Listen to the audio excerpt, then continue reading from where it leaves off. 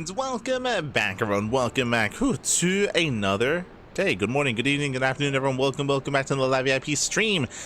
It has been far too long. It's been far too long since we've had a proper Final Fantasy stream. I say that technically we did stream some Final Fantasy last week. That is true. Did stream some Final Fantasy, but we've been focusing a lot on like class quests, on like, you know, some side quests here and there. We have been avoiding to focus on the MSQ and the post patch. That is true. We have been avoiding that for quite some time, and now we're finally here. Now we can only avoid it for so long. We can only avoid it for so long. So now we're here, now we're back to actually embrace the MSQ. Let's go, baby, let's go. It's gonna be quite an endeavor, let me tell you. MSQ.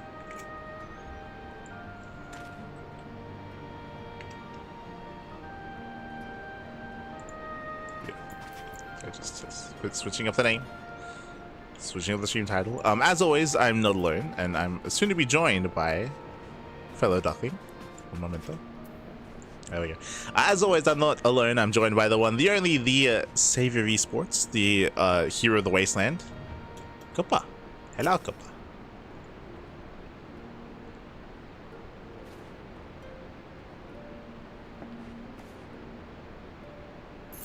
Beautiful. Yeah. Hello. I was just regaling the chat that we haven't had a proper Final Fantasy stream in a long time. Technically, we have been streaming a little bit more regularly, like the past 2 weeks, 2-3 weeks we have been streaming, but it's been like class quests, it's been like Eureka, it's been side content. We've been trying to do everything but the main storyline. Yeah, technically we still have Hildebrand, true, technically we still have Hildebrand. Yes, it's very important. And we still have the Lighthouse, which very quickly we are going to queue up for. We'll be staying in the QE the entire time. One moment. But outside of that, yes, we've been avoiding the MSQ. I'm not sure about staying in the QE the entire time, because what if we like meet cutscene again and we have to leave? Yeah, we'll see. We'll see. Look, the queue time is 30 minutes, so we probably won't be able to find a group for it. But okay. We'll do our best. But yeah, as you said, we have been avoiding the MSQ. When it comes to Final Fantasy 14, it's something that I have noticed. And I want to address as well, is that it's okay to enjoy the product as a whole, but understand and recognize that there are weak points in it. I've seen a lot of cope when it comes to like, Stormblood isn't too bad. Stormblood is actually bad. Like, it's the MSQ. Story-wise, yes. Story-wise, I think I would say is less than average. Like, it's like a 3 or 4 out of 10. Like, it's actually just bad. And it took a lot for us to get through. I don't know if you remember, but there were times where I was even pushing to even have like multiple streams a week just to finish the MSQ, just to like push through and finish the MSQ.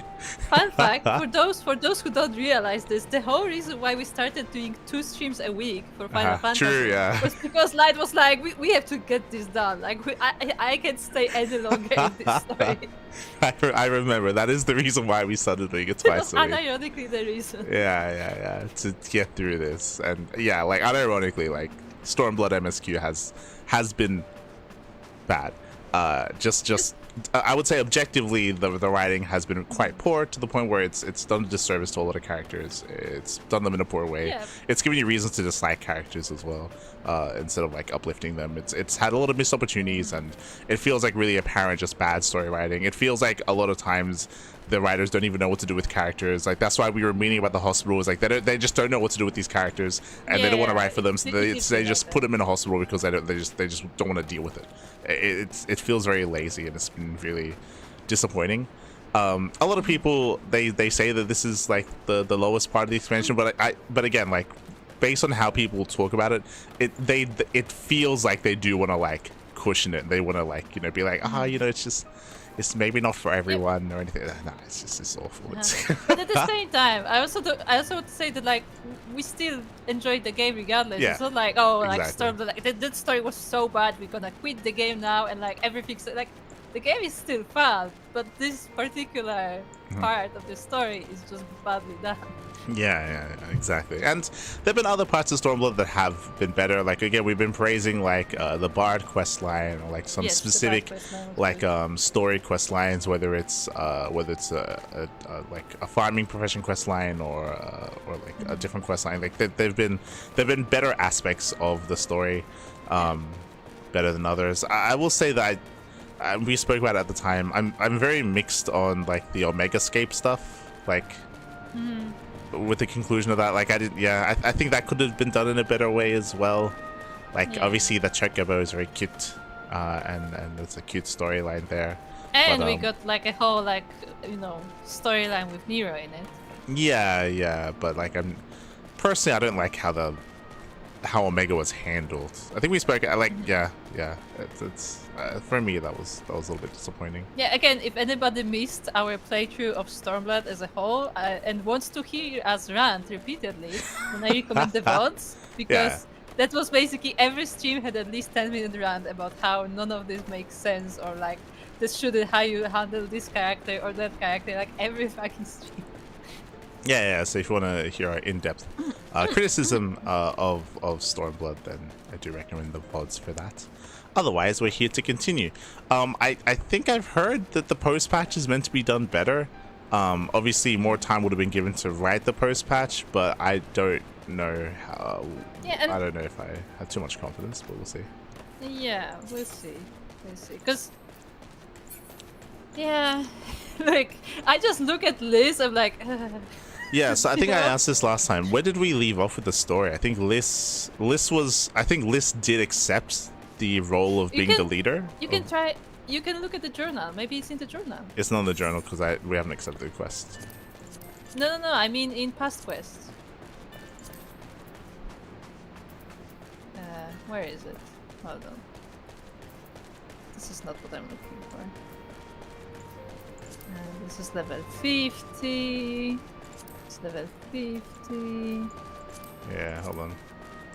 After convincing the Fairy Dominator to withdraw, you and Alphinaud rejoin the main hosts outside the gates. This is just talking about the end to end. Yeah, but keep scrolling. The assault begins in earnest. All proceeds as planned until a unit of airborne Magitech armor launches a counterattack, throwing the allied forces into chaos. Moments later, however, your far eastern allies, led by Lord Hien, swoop in to the rescue, engage the Imperial flying machines, and leave the Alliance free to resume their attack. The very last. Scroll the way down. Okay. The very last paragraph. Okay, hold on. I'll scroll up a little bit. Soon after, Raban, Hien, and others arrive, expecting a fight, and are relieved to find there is none. Though Liz is initially reluctant to celebrate, Hien urges her to raise a cheer for all those who fought for freedom, and so you. Together with your many comrades and leaders at Ozian. Liz is unsure how to feel in the wake of the Alamigan liberation. However, she knows that she does not want to keep you all to herself, so she urges you to seek out your comrades, as they doubtless have much they wish to say. None can predict what the future holds now that Xenos is dead and Alamigo and Doma are free, but your comrades are hopeful for a better tomorrow and are prepared to do their utmost to ensure it comes to pass. Liz remains where you left her, still quiet and thoughtful. Upon hearing you have made your rounds, she asks you to return with her to Ralga's Reach, along with the other signs of the Seventh Dawn. Clearly something weighs in her mind. What? In Ralga's Reach, before your gathered comrades, Liz declares her intention to formally leave the signs of the Seventh Dawn. The work to rebuild Alamigo has only just begun, and she believes she cannot serve her homeland and the Order both. Yet even if this marks the end of her tenure, you are still comrades, now and ever after. And Ishtola is not about to let her forget it. Overcome with emotion, Liz's eyes begin to water, and you come together to embrace Scions one final time. So she did officially. Yeah, so officially she's going to be leading the Alamigan people. Yeah. I mean, what? I don't know why. She's not a leader. She's a fighter. Look, I really see. This is the thing. Like, we said it multiple times as we played MSQ, but this is what Ida died for. Like, I really wanted to like Liz, but they just, like... No, this is what Papa Limo died for. That's what's actually sad. True. Unironically, that's what he died for. Remember Papa Limo? Remember him? Yeah, I do.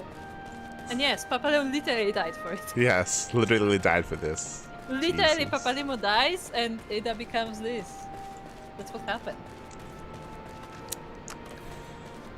And yeah, like I really wanted to like this, but they just like everything they wrote for her was just not good. Like not even annoying, but like yeah, I remember my biggest complaint in the entire Stormblood as a whole, the entire like story, was that Liz learns nothing. Yeah, yeah. Every time there was a challenging situation, someone would come and be like, "Don't worry about it, Liz. You're fine." Yeah, there was no growth. Nothing. Yeah, there was no growth for her character. There was no growth for her character, and she also pushed other characters to the side that otherwise deserved more attention, like Alice or like Yukiri, or like some of these other characters that would have benefited more, but they were pushed to the side for Liz for nothing, because they didn't do anything with her character. And then at the very end, like they still played the conclusion as if she has grown, but there was no progression like throughout. Yeah. Anyway, let's talk to Mango. Remember Mango? Remember how she would have been even a better leader? Remember that? Yeah, I remember Mango. Remember how Mango risked her life to get Liz? Yeah. Hi, Mango. We bought this freedom with blood. That of our friends and our enemies. I'll be damned if we're going to give it up again.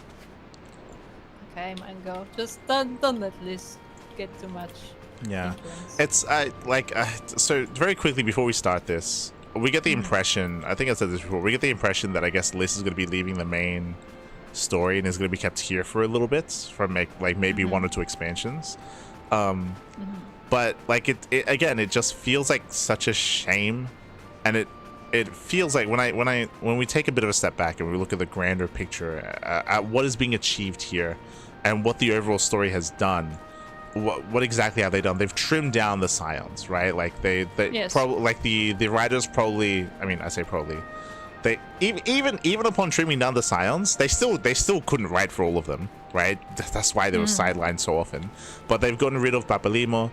They're getting rid of Liz here as well, so they're like they got rid of Ida because Ida doesn't exist anymore. Yeah, but they're like shrinking the cast, which isn't necessarily a bad thing. But like even with the more shrunk cast, like, I should say, which isn't necessarily a bad thing. But they did a disservice to Liz's character. They did a disservice to Papalimo's character. They didn't write it well enough, and they didn't give the other characters a lot of room anyway. And they couldn't even write for the characters that they had to begin with. Like it was And remember how after Heavensward, no, scratch that. After Realm Reborn, this has been going on since Realm Reborn. We had also this interesting like aspect of certain characters, like the fact that Ishtola is blind and the fact that Thancred cannot use magic. Yeah, they never touched on that. Yeah, they literally did nothing with that. They probably will later, but like here in this expansion, they did nothing with that. It's crazy. And there were like, I remember there were times where it should come up and it just didn't. Yeah. Anyway, let's speak. Liz seems troubled. Oh, we're gonna learn how to box. Okay.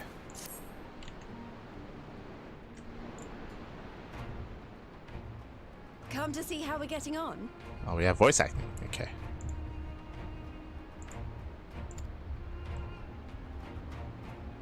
We nod. We've made good progress since we took back Alamigo, but there's one big issue we still have to address.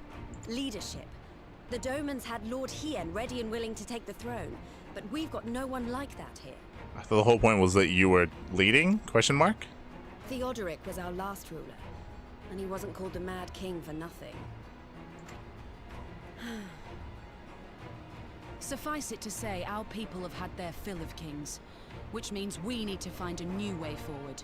We're making a republic? Question mark? If only it were that easy. Everyone and his uncle has an opinion. For the time being, we're just going to have to keep leaning on General Aldin and the Alliance for support, and see if we can't find a solution together. Something tells me we're going to be hosting a lot of meetings in the near future. This is making me upset. We'll discuss it after the cutscene.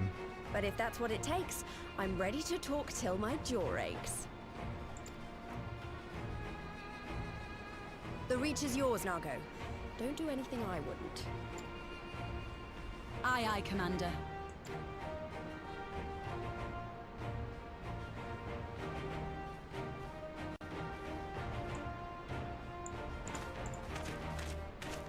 Ah, there you are. I've been searching all over for you. Okay. Don't worry, it's nothing bad. That said, this might not be the best place to talk. Will you join me? There's no one here, but sure.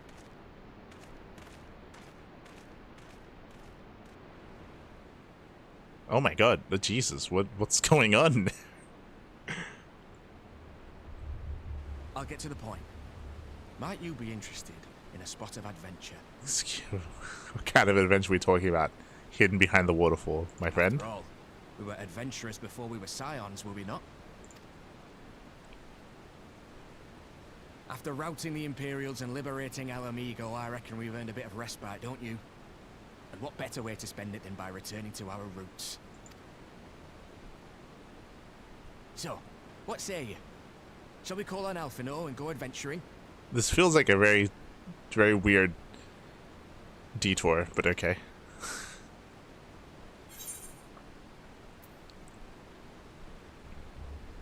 That's what we do, I suppose.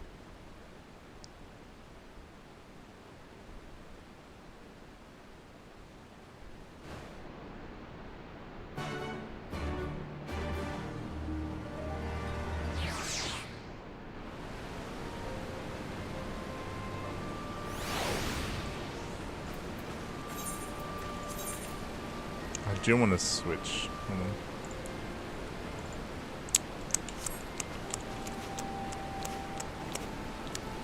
What a transition! Wow.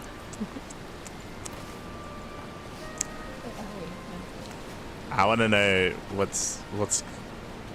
Can you hazard a guess as to what's going through my mind right now after that cutscene? Not regarding Arnivold, but regarding Liz and that conversation.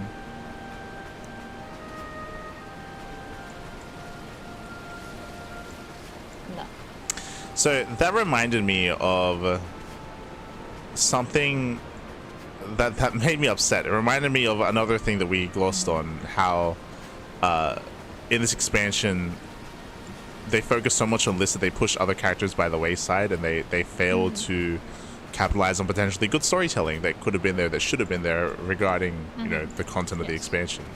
The moment she was like, yeah, we're lacking leadership, we don't really know what to do, it just reminded me of Raoban, because he was meant, like, his story, like it was meant to, we spoke about it already at length previously, like months ago at this point, but how, like, Raoban, it was like there should have been so much more importance of the story on him, specifically about like Alamigan liberation.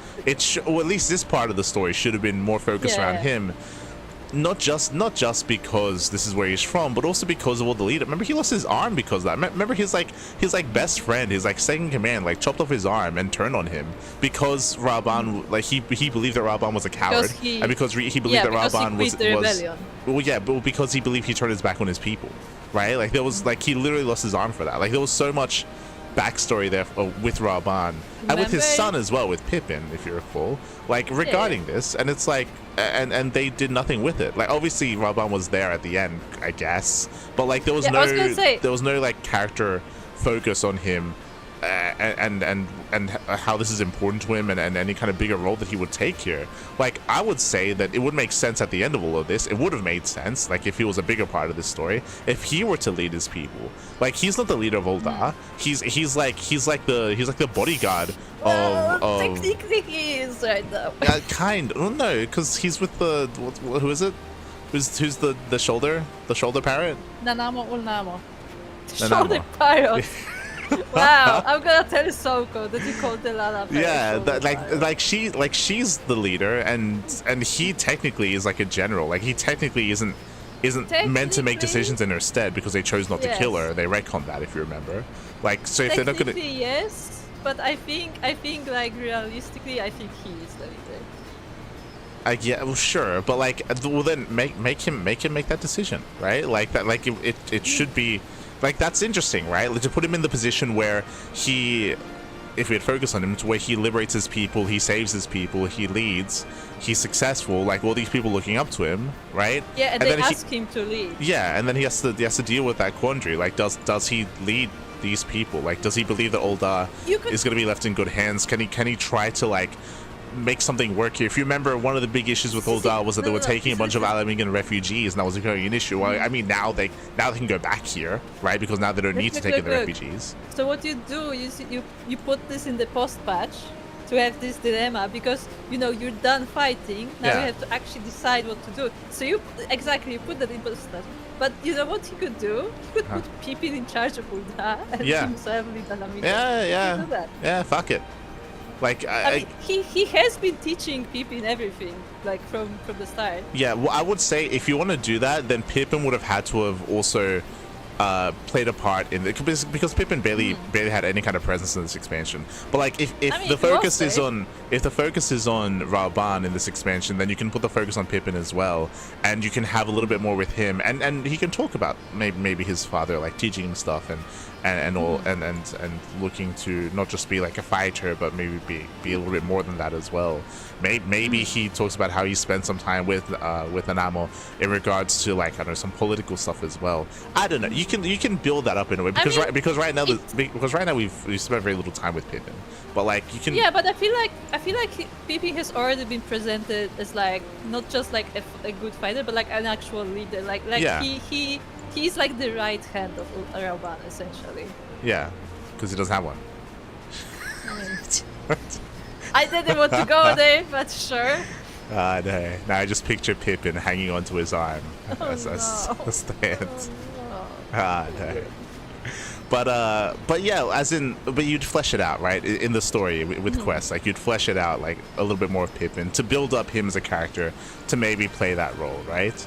And maybe Rauban does it, maybe he doesn't, maybe he has like another person that he trusts to, like, you know, to do that, or maybe he can put his weight behind someone or whatever. But like, again, like this quest just reminds me of how they just completely did nothing with Rauban this expansion, even though this is meant to be meaningful to him as a character, and even though Rauban is a character that we care about, that was been built up previously.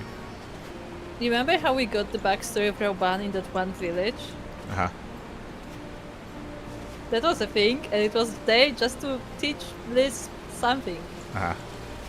I'm not sure what, because she doesn't learn, but it was there.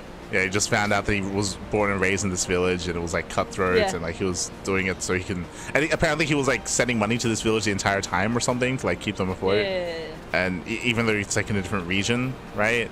Like, see, like he's like that just pushes further the idea that he would be a better leader to these people, because he's been taking care of of the people around the entire time. Yeah, he cares about them. This doesn't care about them.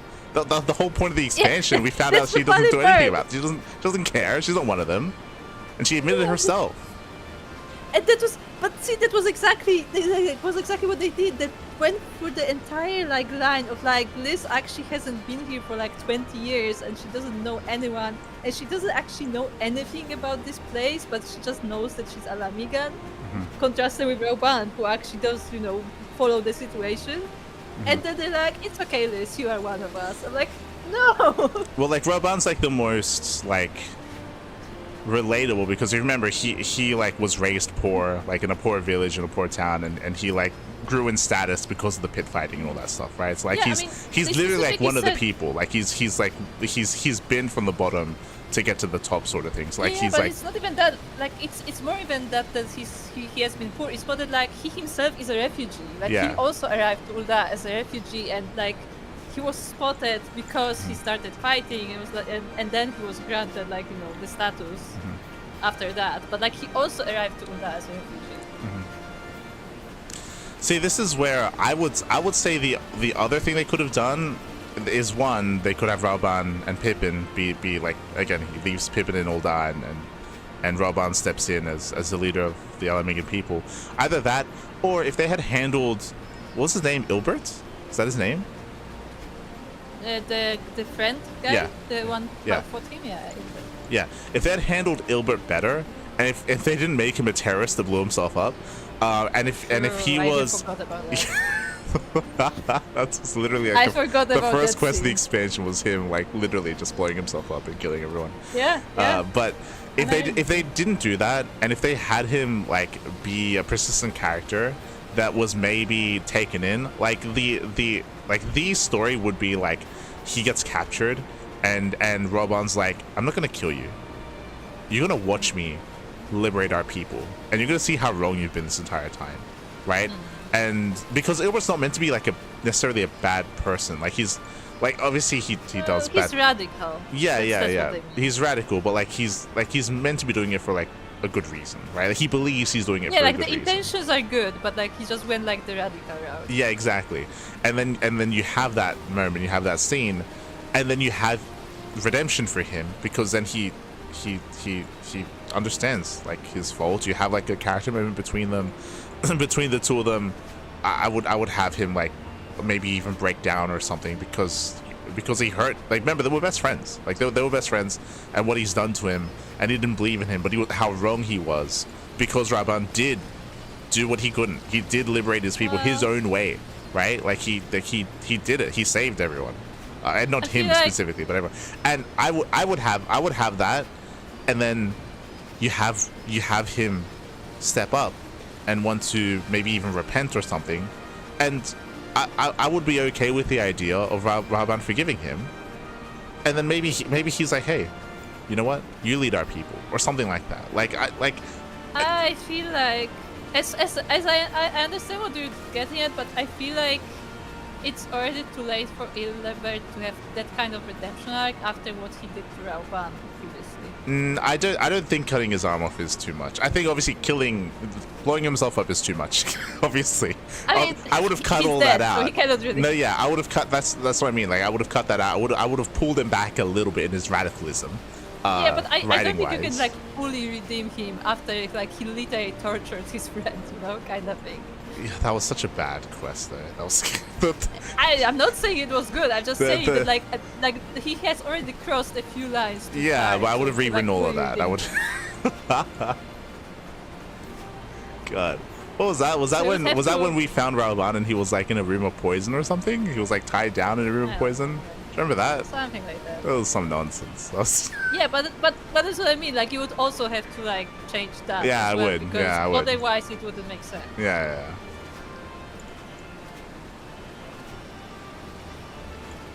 Shaking my head. But yeah, like that's like the wholesome arc I would have loved to have seen. Or maybe even he isn't like brought up as the leader, but he returns to like, you know, be someone that he can rely upon again, and work with him to like, you know, to help the people in need here.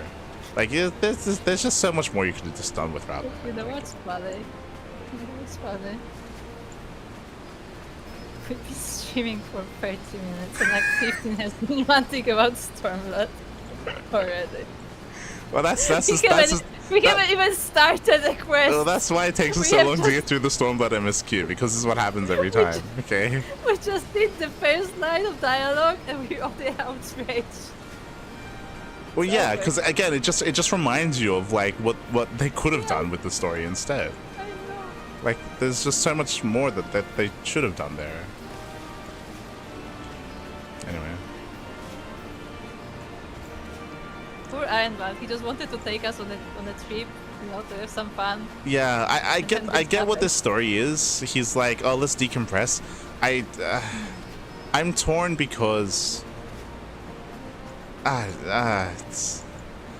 My question is, why does he want Alphino specifically? Well, no, like that makes sense from a developer side of things, because supposedly up until this point in the expansion, Alphino was meant to be taking a step back. Remember, like he's meant to be like out of the story for a bit because other people have stepped in. Remember, this was meant to be the not Alphino expansion, which is for the most part true, except for the parts where they brought him back for some reason. I think, remember how Alphino was supposed to be spying and then he just arrived late? Yeah, it just that's what I mean. Like this just reminds me of like how they wasted the character in this expansion. Yeah. And now but that's what this quest is. It's like, hey, remember Alphino? Like this, you know, he was meant to take a back seat. No, Let's do some stuff together again. Was still appearing. That's what I was saying. That's what I said, is that they didn't have him take a full back seat, and And actually, like, I want to almost say that maybe we spent less time with Alice. I don't know. Like, she was with us in the beginning, and then we just got rid of her. Like, that's... Like, this was supposed to be the Alice expansion. Yeah. It kind of just wasn't. Yeah. You might have Alice also learned pretty much nothing. Yeah, that was also good. God damn it. It's hello, warehouse.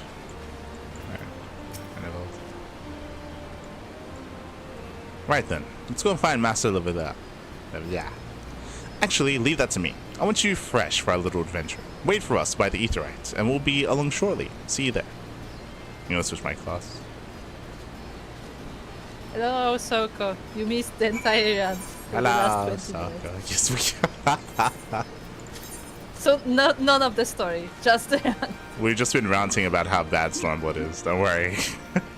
Yeah, we just went through the first dialogue and we were already ranting.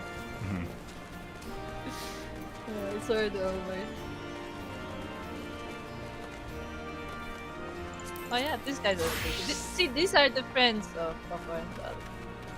I mean, they're his new friends because his old friends died. Yeah. Just trying to decide what class to play.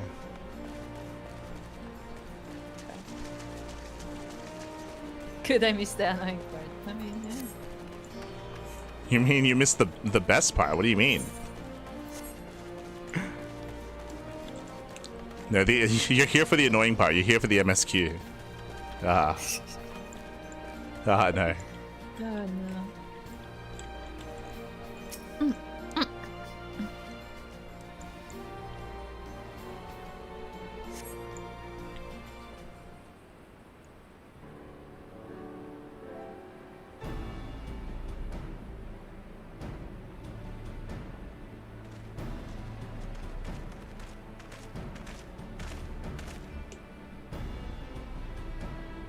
Greetings, Light.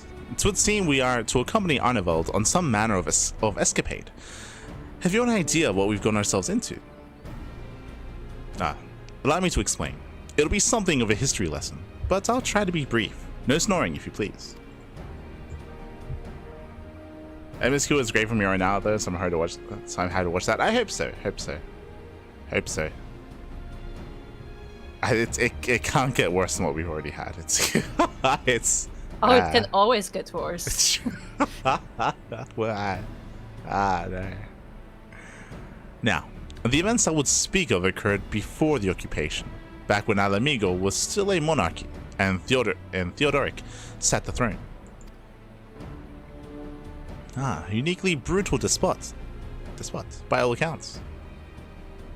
That he was. The King of Ruin suffered no rivals, real or imagined, and his disputes with the monks of the Fist ended with Raug's Reach being burned to the ground. In the later years of his rule, he was seized by the unshakable belief that unseen forces were conspiring to steal his crown, and so he ordered that every soul with a claim to the throne be executed, including his own family. The wealth of the poor sods he put to death became the property of the king, and it's said that these royal treasures were hoarded somewhere in the palace. Thus was born the legend of the Mad King's Trove.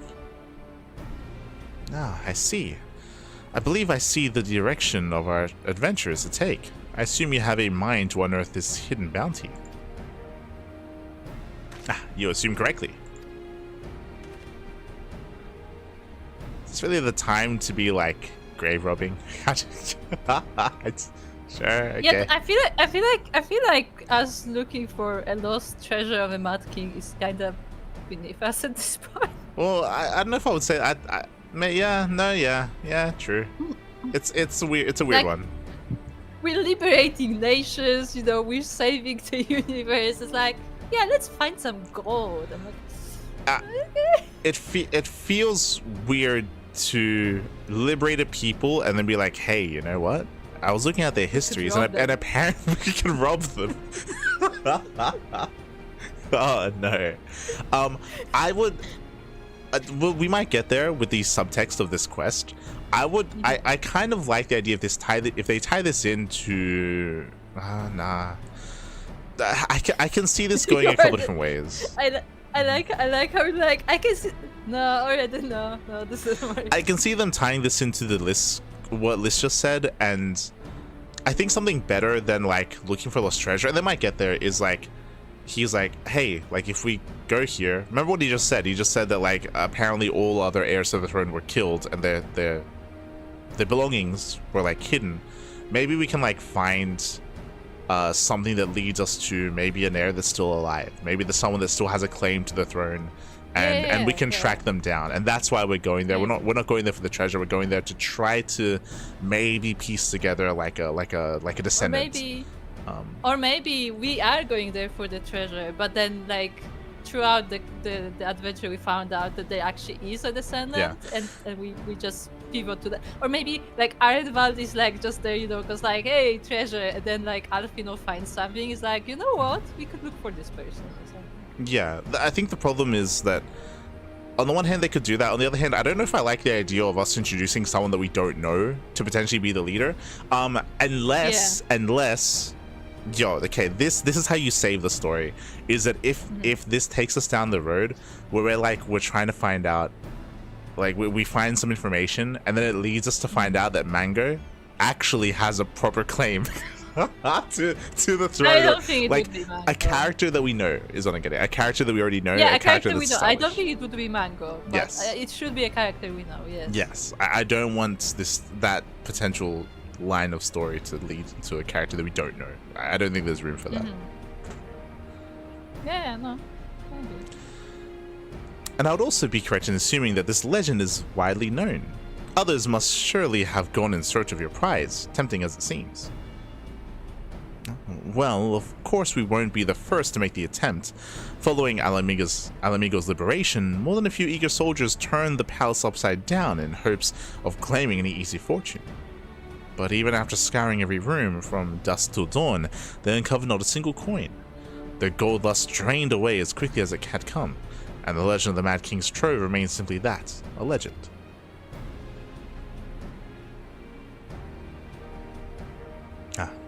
But I see you have no intention of letting the story end there. What self-respecting adventurer would? Imagine the three of us delving into a decades-old mystery. Tell me the thought doesn't set your heart to racing. So yeah.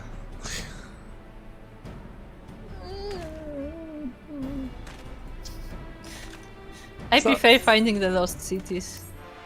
It's not really what we do, but sure. For some reason, like, this like, teaches us how to box, by the way. But yes. Yeah, I don't understand. But I feel like this is more like the whole like story with Ivalice is more interesting than like the Lost Treasure. We're like, oh, it's like, you know, there is the city that's like considered a legend, but it's actually there. Like that's more interesting to me. Hold on, what's the emote? Now we have to know what the emote is. Oh my god, there's a bunch of stuff. Hold on, what's the emote? Ah, okay. Oh, you got the one too. Yeah. Wait for me. Wait. And now the right. The combo. Let's go. They wonder what hit them. Also, this is the first time that my character can actually box. Because what is it? What is the emote? There is one emote that just looks pathetic. Hold on. Yeah, I remember. Hold on. Yeah. Hold on, which one is it? Is it this one? No, not this one. Is it this one? Yeah. Like, what is this? Yeah. What is this? I think that's like it's not cheer them up, it's like cheer them on or something, or like... Yeah. No, box them. Yeah, that's better, for sure. That's so much better. Okay, I think... I don't know why we got it now. You can almost see the wheels turning in Alfino's head. I found not much wrong with the MSQ so far. Too, my point of view is very different. I mean, I'd like to believe that, like, in our discussions, we've explained what our thought process is. So even if you disagree with how we feel about certain things, ideally you'd understand why we feel certain things. I'd hope that we were able to explain that when it came to our discussions, when it came to character decisions and story decisions. I would hope.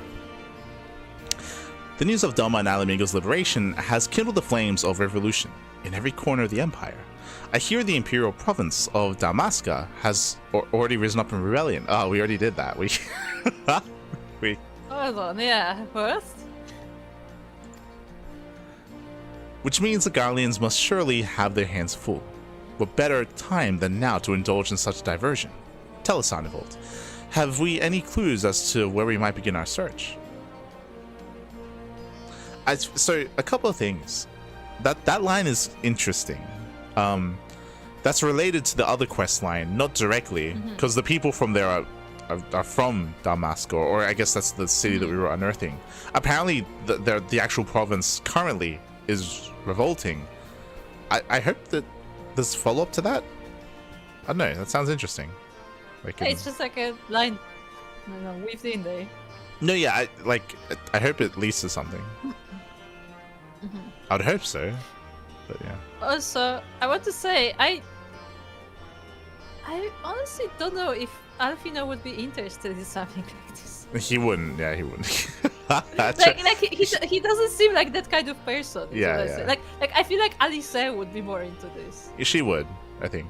I think she'd. Because I think she'd be interested in it just for like unearthing history and maybe unearthing like some like rare terms or something. What I mean is that like Alice is kind of like that spark of like adventure, like yeah, let's do something cool and stuff. Yeah. And Alfino is more like, let's research this topic. Like he's more of a scholar than he is like an adventurer. Yeah. So I feel like they should have used Alice here if anyone. I agree. I think I still think we have not spent enough time with Alice yet this expansion. Yeah. Judging by how the other treasure hunters fared, nosing about the palace isn't like to get us anywhere. So we'll probably need to ask around. Okay. Would that be another way of saying no? Well, yes. I see. In that case, I shall pay a visit to the Allied Archivists and request access to the records seized from the Imperials.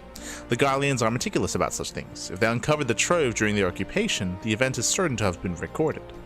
In the meantime, the two of you can track down those who worked as palace servants and officials in Theodoric's day. Given that they would have been at least 20 at the time, you'll be looking for people who have seen 40 summers or more. Anything they can tell you about the king and his bloody deeds may prove useful, so be sure to listen well. Arnivold, pray try your luck in the fringes and peaks, whilst Light makes rounds in the Alamegan Quarter.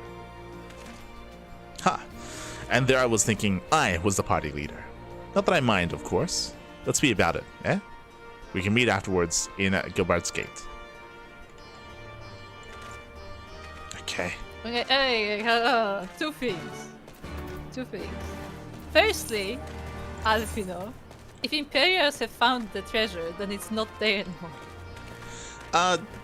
I can see a world where he's looking into it, and maybe the Imperials found something that they couldn't get into, or something else is maybe he can find a record of where they have looked, so then he can look where they haven't, right? Like there's other. I guess. There's other ways to use that. Okay. Also, secondly, I like how Arnval is like, oh, I was gonna be the leader of the party. I'm like, you are so outranked here by so many ranks. I know. You can't even imagine how many ranks I have. He literally asked the leader of the Science of the Seventh Dawn to join the party. Yeah, right? he like went straight to the general, being like a surgeon, you know. Because he's not like the lowest. Like I think he is slightly high just because of his tenure, but he's nowhere near like the main science. God damn it, it's fine. Middle-aged Highlander. In the palace? No, not me, lad. Surely you've heard stories of the Mad King. He used to hold public executions up in the Divine Audience. Anyone, and I mean anyone, suspected of conspiring against the crown was flung from the top of those steps. Suffice it to say that I've stayed as far away from the palace as possible. Also, another thing I was gonna say is that I thought this whole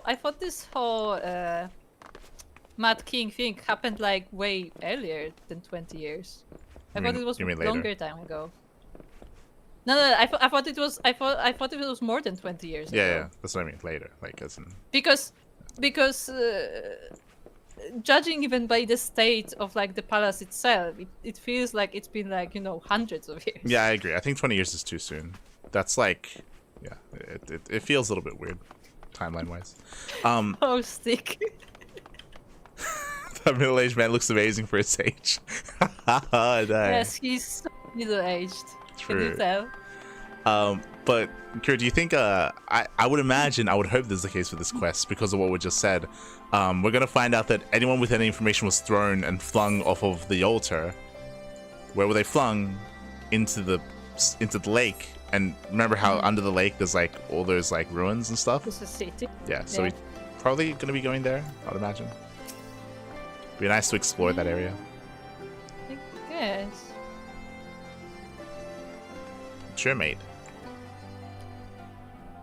I would say these people do not look 40, but it's okay. Look, they made her hair white, okay? Like they. I mean, to be fair, they said at least 40, so they can be older than. Yeah.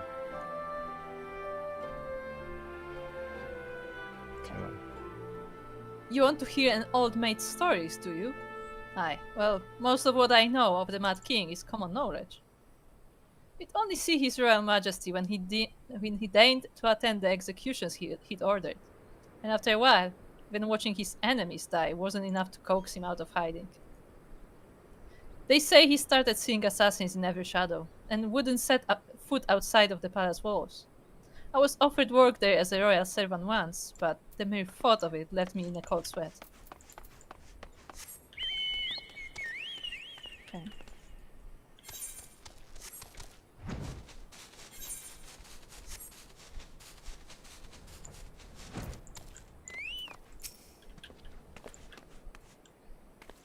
Aye. I served at the pleasure of King Theodoric, and lived to tell the tale. One of the palace guards I was. Truth be told, it was a dark chapter in my life, and one I'd soon forget. Hardly a night went by when we didn't hear blood-curdling screams echoing from the inner chambers, which of course we were under orders to ignore. So we'd stand still as statues, trying not to imagine what horrors were unfolding within. If you're hell's bent on finding out what happened in the palace, head down the street here and ask old Ernold. He was the king's head scribe. That is surprising that a scribe would survive, actually. Because like, I feel like that's like too close to be safe. I mean, we don't know much about their customs, but like I would imagine if the king was as crazy and as paranoid as he sounds, like in my mind in real history, like he's the kind of person that will like, I don't know, on his deathbed he'd order his head scribe to be killed with him or something, like just to like keep all like like the scribe has all the records, so like I feel like he would be like the most dangerous to him in that sense.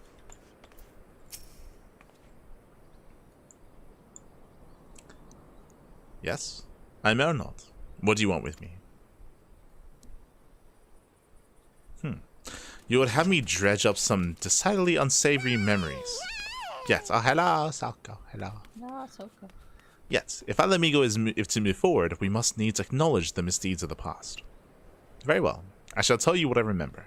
I take it you know of Theodoric's paranoia and the public execution of his kinsmen. Those are terrible enough. But in his last days, the king's fevered mind settled upon an even grislier method of disposal, which only a chosen few were unfortunate enough to witness. His Majesty ordered the court thaumaturge to unleash a vile curse upon the remaining members of the royal family. See, so I would imagine that he would plague this curse on the family and on like his closest, on this guy. I would imagine. Yeah, on his closest. Yeah, I mean to be fair. He did need to have someone trusted in all of this because he couldn't just be changing people doing this. So like, no, this is specifically like on his deathbed, like as he was dying. True. So he's already dying. Magic which transformed them into fiends of hideous aspect. The resulting monstrosities were then cast into the darkness below the palace. It's a dungeon. Even now, my sleep is troubled by nightmares. If others of Theodoric's blood were prone to share his madness, then mayhap it is a kindness that the monarchy ended with him. I just want to say that sounded very Game of Thrones. You know, the Mad King and like his family also. and stuff. Yeah. Hello, Sokka. La Sokka. La. The new patch is upon us, Sokka. I think it's like next week or something. Something like that. Oh no, I'm not nowhere close the ranks in PvP. I want that outfit. Maybe it's in more than a week. I don't know. It's soon TM. Because I think this Homestone event only lasts like 4 weeks in total, right? Am I crazy? Maybe.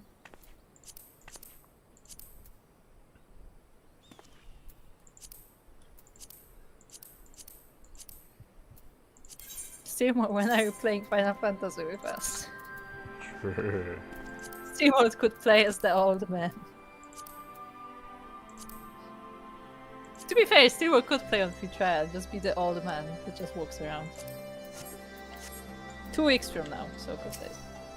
There you go. Ah, excellent timing as ever. We have but this moment returned from our own intelligence gathering efforts. Arnold.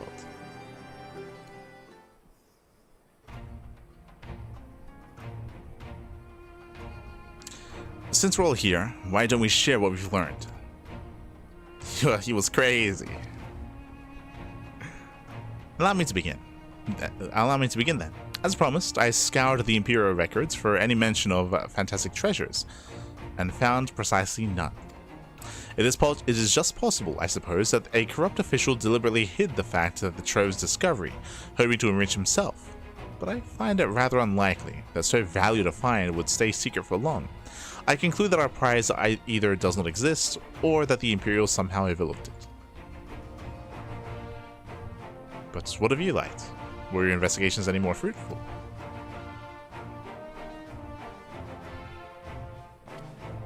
Turned into monsters?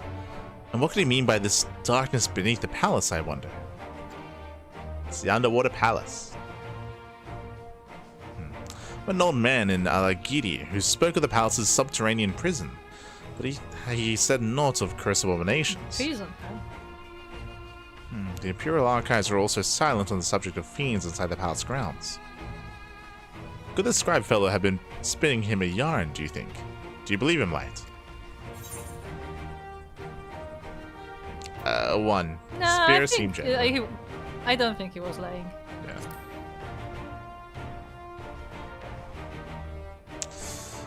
If he was afraid, that does lend credence to the tale, though I'm not sure how that helps us in our search. Don't be so hasty. Arnold's anecdotes may very well have told us where the trove is hidden, but ere I share my theory, there is a matter that I would clarify. Arnold, you spoke of a light-hearted adventure, but I sense a deeper motive for this expedition. Why are you so intent on finding this treasure? Because Ironvald is actually a descendant of the Thoric. No shot. It wasn't all pretense, I swear it. But you're right. My father was in the Imperial Army, a man of Garlean blood. I trust you know what I mean when I say my Alamigan mother did not welcome my arrival.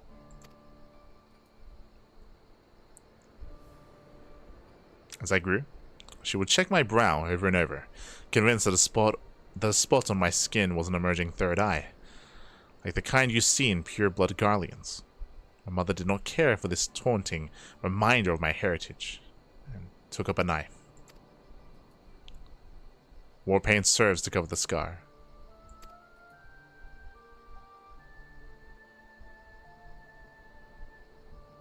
In the end, she turned me out into the street. I was left to haunt the alleyways of Alamigo, a feral child who got what he needed through begging, cunning, or worse.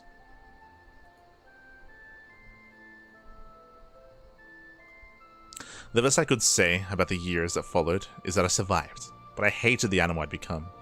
Eventually, I left the city behind me and joined a group of refugees bound for the other side of the wall.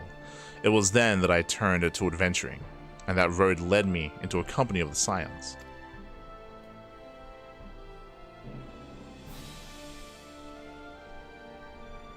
Tell you this. Oh, I clicked. I tell you this so that you understand. I know all too well what poverty and hunger can do to a person.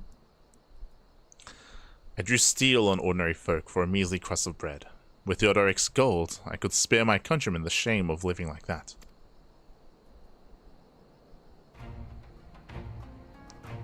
Thank you, Arnivold, and I apologize. That cannot have been pleasant to recall, but I felt it best to be clear in our intentions. Well, Light, are you content to surrender the treasure to Arnivold's noble cause and claim the thrill of adventure as your reward? Yes, that is a better reason than just treasure hunting. Yeah. I clicked your line. Then I should be glad to tell you my theory on the resting place of the Mad King's scroll, if you are minded to hear. Wow, we got so many chests. What is this? It's just one of each type. Ending, slaying, aiming, healing, casting, aiming. Let's go aiming. It's all useless to me. I don't expect it to be useful at this point. I would suggest you to do the casting one just so you can desynthesize it. Well, I already did aiming. Okay. So kinda too late. Also, so you say, did we say I'd be my old man character from Skyrim who walks around not honestly he's in different game? Yes. True. Yes, that's what we did say. Afinal seems eager to share his theory. But yeah, that is yeah. Yeah, but they also made Ironwood's story very dramatic. Yeah. But I mean, I think that's fine. I think that's fine because no, I like it. We needed like a reason as to why a half Garlean is here in the first place. Yeah. For sure.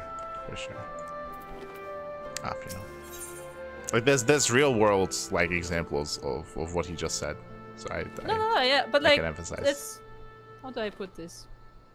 Empathize even. This is the kind of stuff that makes Final Fantasy, where like it's not like too rose-colored, to put it that way. Like real shit is happening in this world. No, it's a nice. It's something that we didn't think about, but it's a nice use of a trait of Garleans, right? Because Garleans, they have that crystal on their forehead, so the idea of someone who is ashamed of that, a mother who's ashamed of that, cutting their child in fear of that growing on their forehead, like that.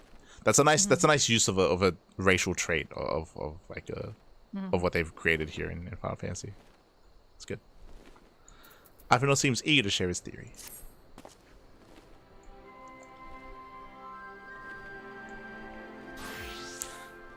Actually, mayhap it would be better if we first adjourned to a more suitable location. In case a rival treasure hunter overhears our plans, you mean? Good thinking. No. It's not exactly the reason. But 'tis certainly a valid concern. Let us reconvene on the southern edge of Luxet. So. I like how in your version I just said no. No, wrong. Nah.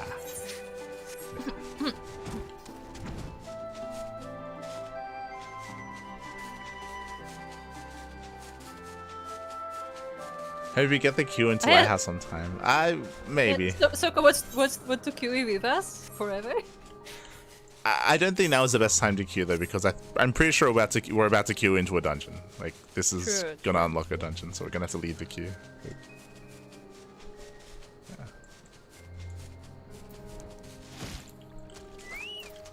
I never. Why are we in water? Because we're gonna jump into. Remember the dungeon entrance is under the water. Yeah, but do we have to talk in water? Yeah, my shoes are getting wet. My socks are getting wet. Exactly. Come now, Alfinal. Don't leave us in suspense. Let us hear this theory of yours.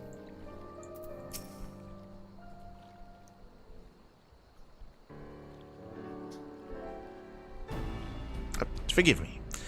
'Twas not my intentation. 'Twas not my intentation. Oh no!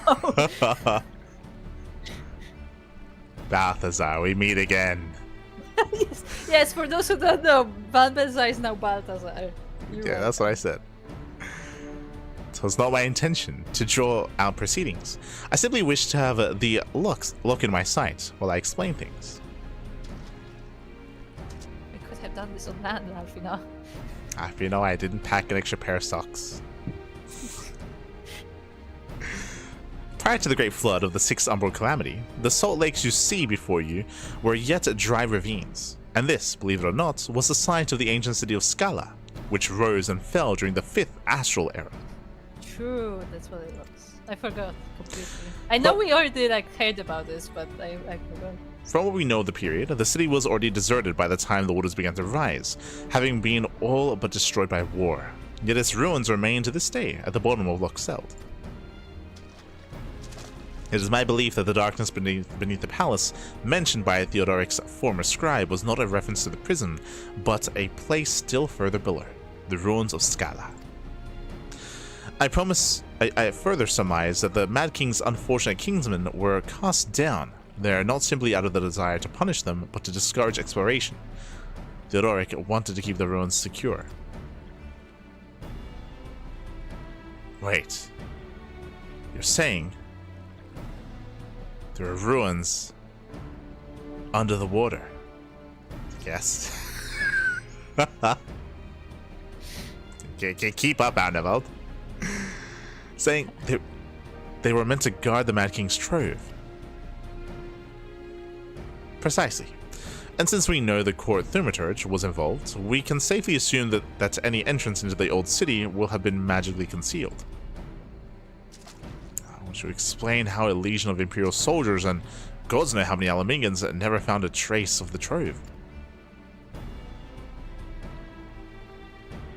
You know, it would be Gigabrains, which would be funny if the Mad King outlawed... Magic? No. Outlawed the teaching of the ability to swim.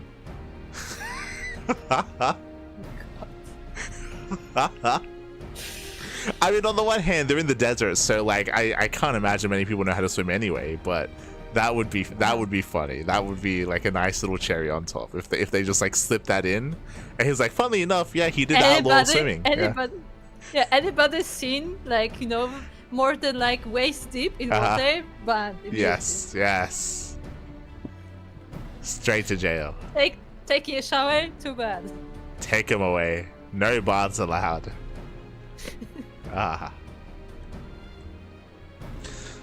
We, however, have certain advantages that they did not enjoy.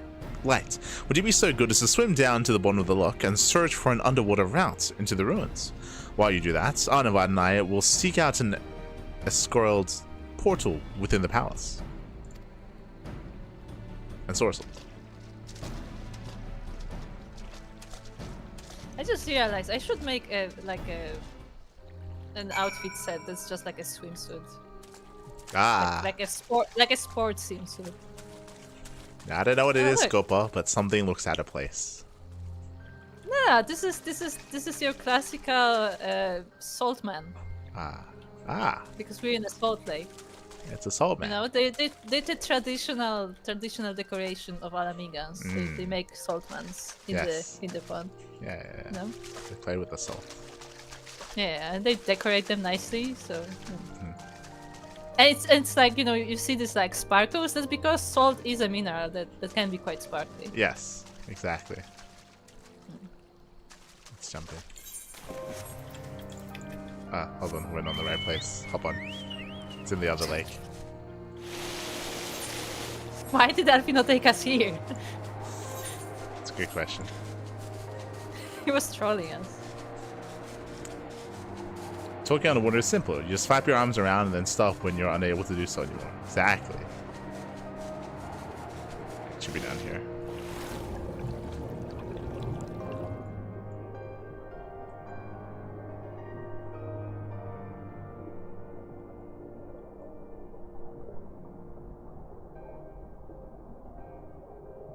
Look, there's even a snowflake here.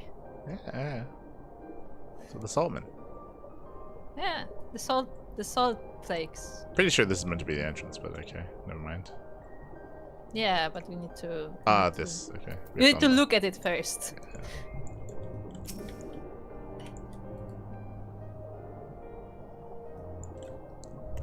Let us survey this tunnel.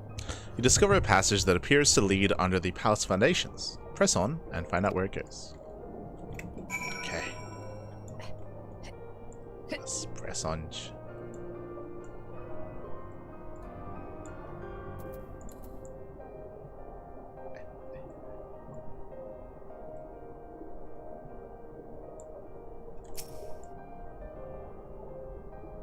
Maybe you can sprint. Okay. You come to a worn stone door, standing temporarily ajar. It would appear you have found an entrance into the subterranean ruins. Are we just gonna answer a phone call underwater? Yeah, hold on, I'm getting a phone call. Right, it's Alfino. We have searched the prison beneath the palace and found a teleportation portal concealed by enchantments. The markings indicate it leads to an underground cavern. Funnily enough, we can just enter the cavern from here. You don't have to go underwater. Okay. Yeah. I'm using your That's what I thought. You believe Also, it? we can talk underwater because if you remember, the tiramisu people gave us that ability. Yeah. And you believe it leads into the ruins? Then I dare say we will be able to meet within. Go on and head through the door. Couldn't we just all go through the port? Yes, this confirms that we did not have to go underwater at all. By the way, see, this father confused that Alfredo just wanted to see us swim and get wet, okay? By the way, I took the liberty of calling on a friend for help. I guarantee she'll be both dependable and discreet. We'll see you soon. Drown City of Scala.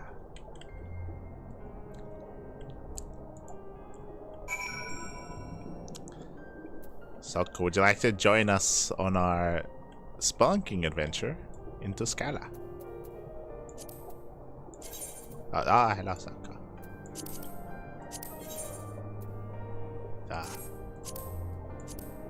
Saltman is here. Alright. Let's see. Dungeons.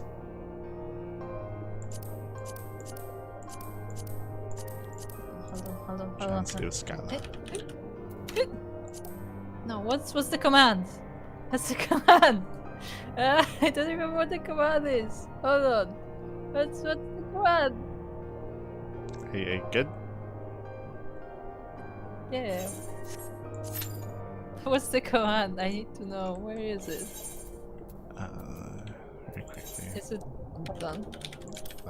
Long ago, in the dawn of the 5th Astral Era, the modest nation of Scala was founded in the land of Girabania. Over the span of several centuries, its people constructed a grand city of stone at the bottom of a steep-walled ravine. But even this natural defense could not protect Scala from destruction during a terrible age of war. When the great flood of the 6th Umbral Calamity later swept across the realm, the hallowed ruins of the city were lost to sight, its remnants submerged beneath the raging sea. Haunting the depths of what is now Loxeld, Scala's silent walls lure adventurers into the salt-laden waters, with a promise of mysteries unsolved and treasures unclaimed. Okay.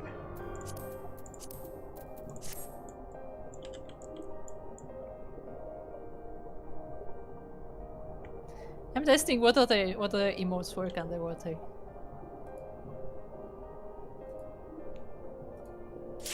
Can you drink tea underwater? Oh, okay.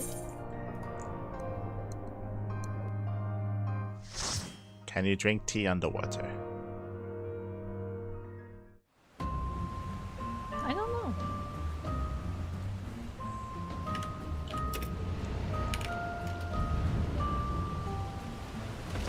We have some Nanga.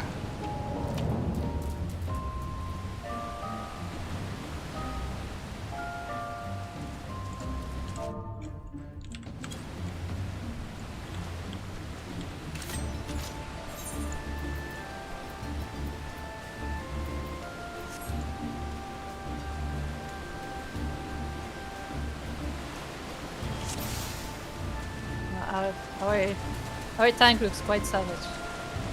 Yes. Oh my god, that portrait too.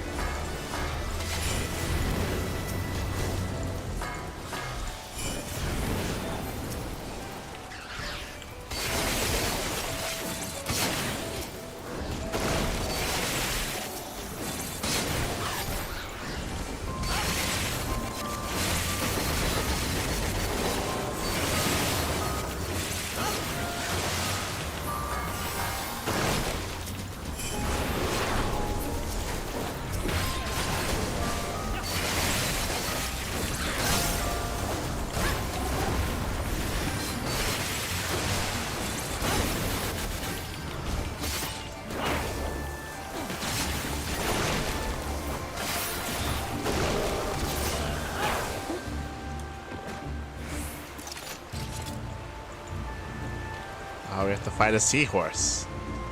A seahorse, yes. Indeed.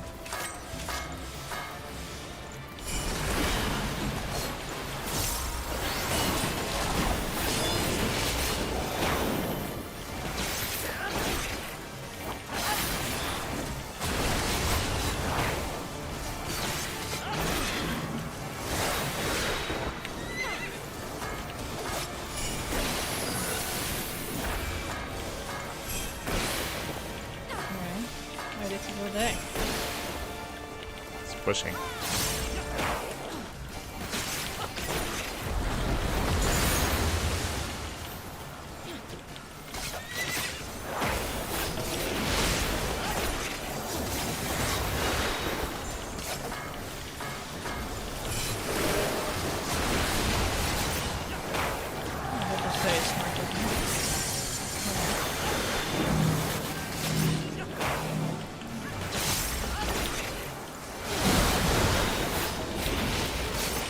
Okay, what now? I don't know what I'm supposed to be doing with this. Oh, pull. Oh. Oh, nice. Yeah, it was pull, so you had to run away from it. Okay, I actually have to read.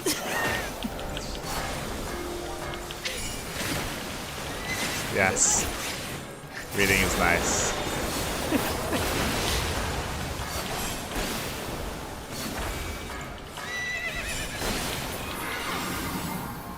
We made it somehow.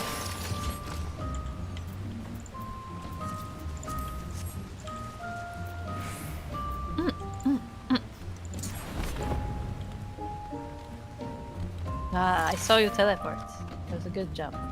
You saw nothing. True, I saw nothing. Oh, that's one thing? Okay.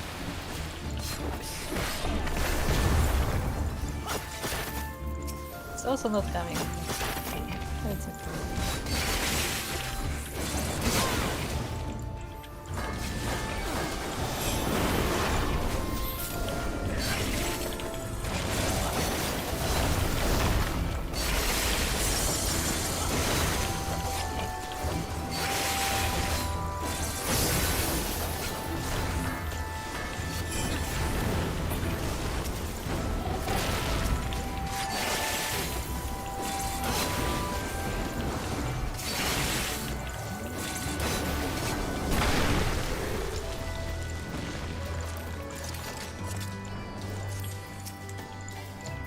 Oh, there's two of them.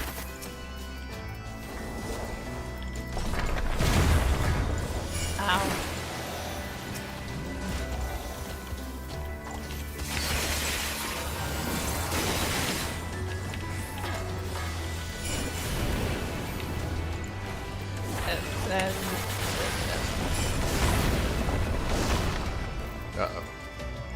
Uh-oh. That's a lot of stuff.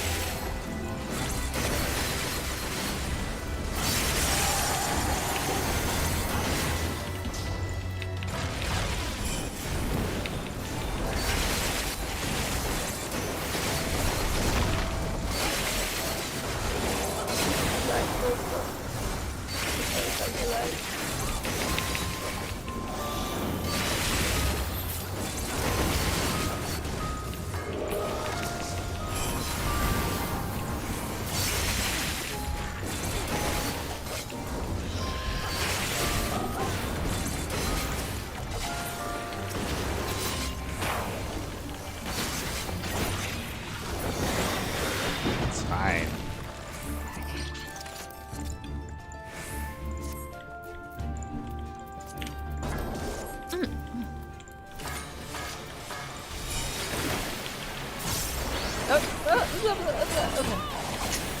He's not ready for that.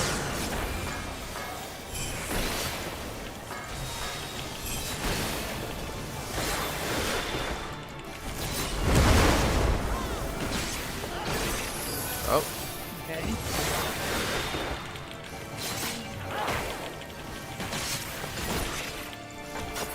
Did you get them?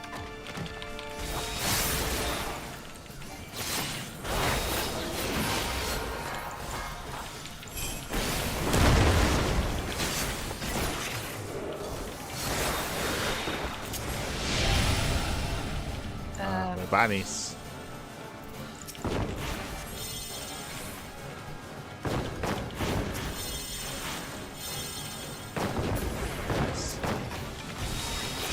I hope I helped, because I'm not sure. You just have to put the thingy on the thingy. Sure.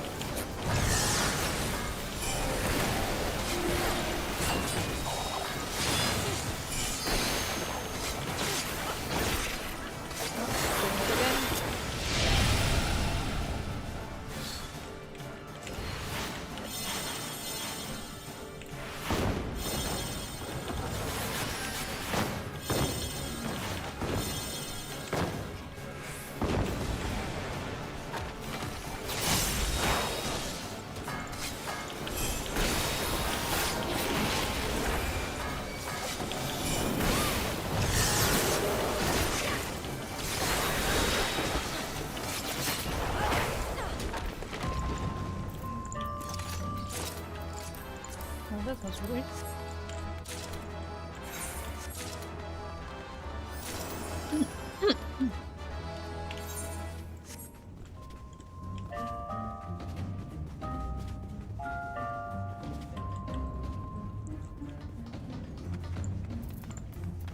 Oh, that dude. Yes. Ah, then I realized what my inventory looks like. Maybe not.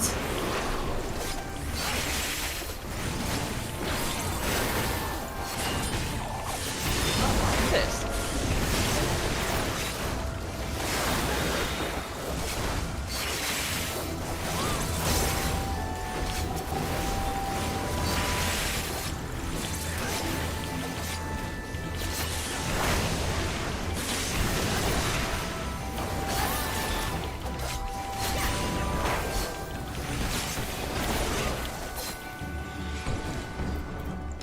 Keep wanting to do the peloton. I can't because I'm not a bard. There you go. Thank you.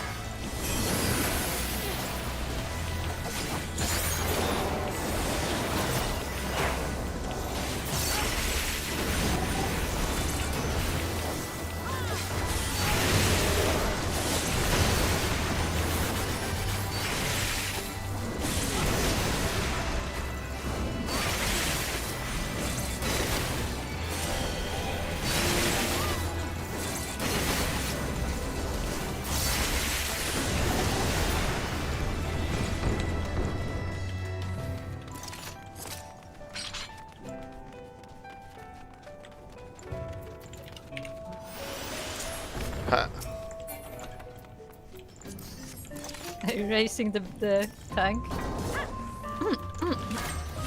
Nah.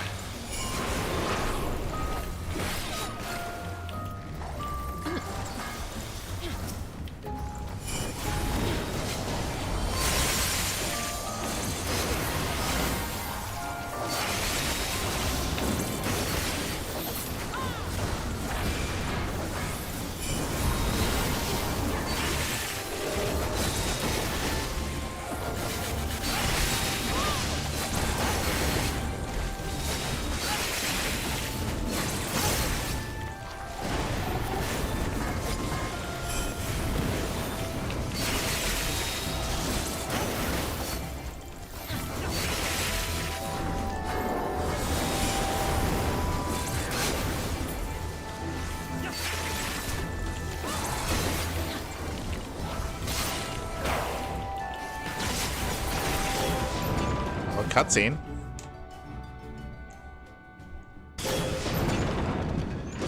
Oh my god, it's Goku. Did you see that hair in the portrait? I did.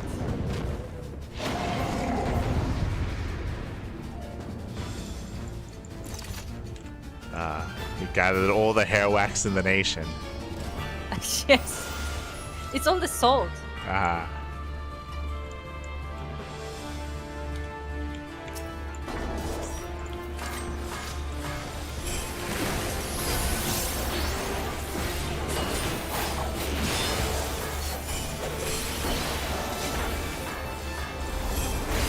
Can't wait to not understand this mechanic. Figure it out. Yeah, hopefully.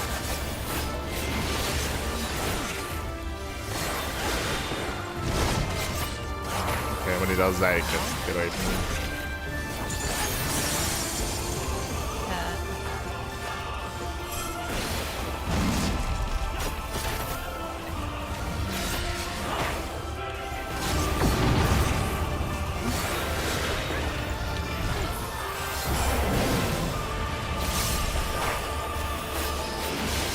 Away.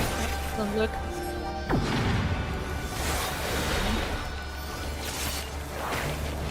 Yeah, something that I want to mention on stream, because I did say that off stream, is that Final Fantasy XIV has been doing a lot lately to like increase clarity of the effects, and like what is happening, which I really appreciate because I struggle with it.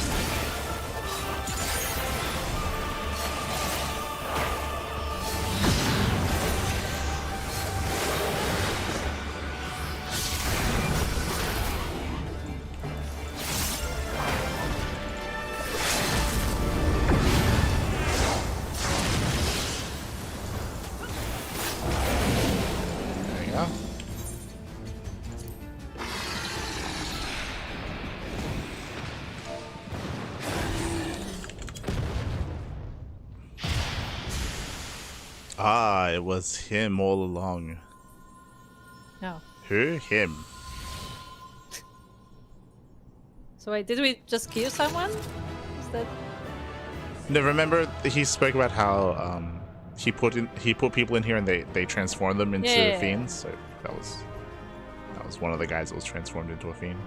I guess so, but did I guess what I'm trying to say is like we didn't try to look for any way to like, you know, uncurse them first.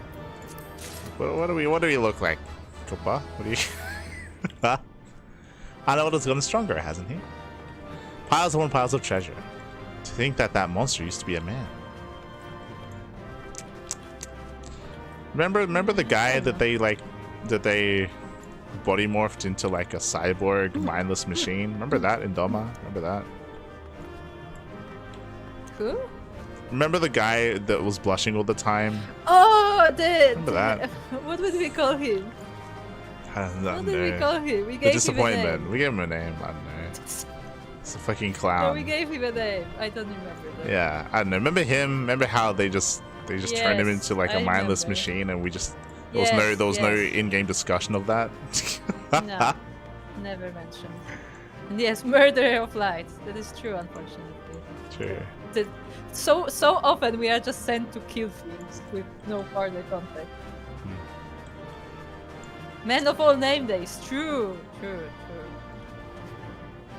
Yeah, look at that hair. We called him the brute. He was just the brute, wasn't he? He was just the brute.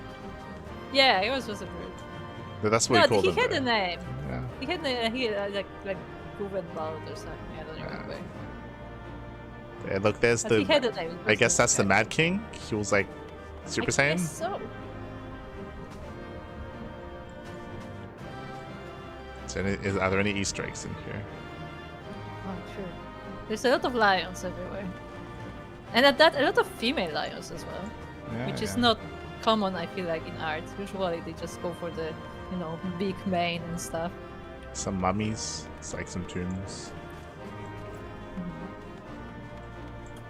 I don't notice anything important. I'm a little bit surprised there was no like clickable like text terms or anything like that. Yeah, because there should be some context on things, right? Okay, let's go.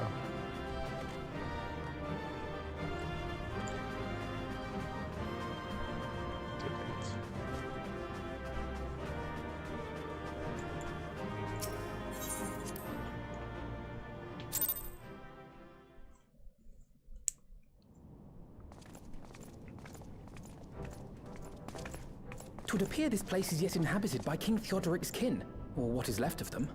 The work of terrible magics, I fear. Terrible, aye. But their misfortune is our fortune? We'll talk about this later. Quite. By the 12, there is even more than I imagined.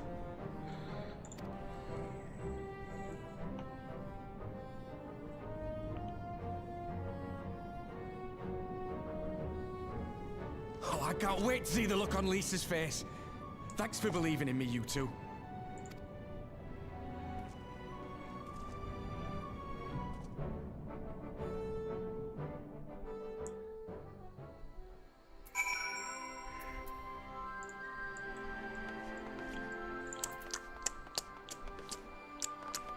So go on. I just want to say that out of all the things to get voice acting, this was the one. Yeah. I don't know This why. was the one. So Alfredo said something important towards the end there. So the weird thing about what just happened is that everything happened recently. One, which does a disservice to the story. I think it's the problem with everything happening recently means that like people should be more aware of it because it happened recently. It happened in our lifetime. It happened in a bunch of people's lifetime. So that's a bit of a plot hole. But what that means is that the fiends down there that we just killed, they were still people and they were still alive. Like as in, like technically what Alphino was said is important because it means that technically, it would have been interesting if at the very end, during the cutscene or something, Alphino was like, "Hey, let me just try something," because he's all about magics, and he tries to dispel, and then maybe we can save some people down there because they're still alive technically. That's what I was saying. It's just like a glamour base, or I say glamour, but a spell was used to morph them into fiends. So theoretically, there should be a way to reverse that, right, and to save the people. I down mean, there. that's what we did with the princess in the underwater city. If you remember, That's literally what we did. Yeah. She was a monster that was cursed. Yeah, and we were able to save them. So it's kind of weird that that wasn't the conclusion of that quest line. Yeah. Is that there are people down there that can be saved. Yeah, and also I don't like the tone shift because they were like Alphina's like, yeah, so all these fiends they are people, like all they're suffering this terrible fate, and they're like, but money? I'm like, that's what? Like the tone shift was just so weird.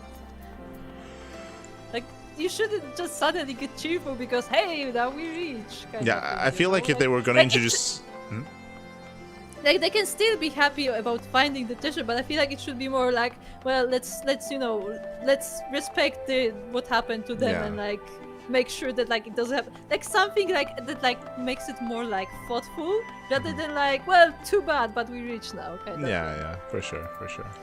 I also think, and we'll see what happens, but I think that this would have been probably the best opportunity to introduce a new character if we're going to introduce a new character related to this region. We'll see what happens. In regards to how they deal with the hierarchy of Al Amigo, I guess. More than that. When Ironval asked me to lend my spear, I didn't imagine it would be for such an adventure. I'm grateful for the chance to be part of it. Is there a reason why we didn't get that full party? Why it was just her? Because she's secreted. He doesn't want anyone to know. Okay. I know about. Gods, but what a dark and treacherous trek that was, with abominations waiting for us at every turn. In other words, it was a proper adventure. There were people. Yeah, exactly. They were like they keep like skipping around the fact that they were supposed to be people. Arnivald and I tried to do our fair share, but I fear you ended up bearing the bulk of the burden as usual. You truly led the way with your adventuring prowess, my friend. Aye, without your help, I reckon we'd still be fumbling about in the dark. Glad I called on you. I must say, I'm still reeling at the sight of that mountain of riches. What? Like how you reeled at the sight of that floating spectre, you mean? I wish you could have seen the look on your own face, Alfina. That must be Hold on.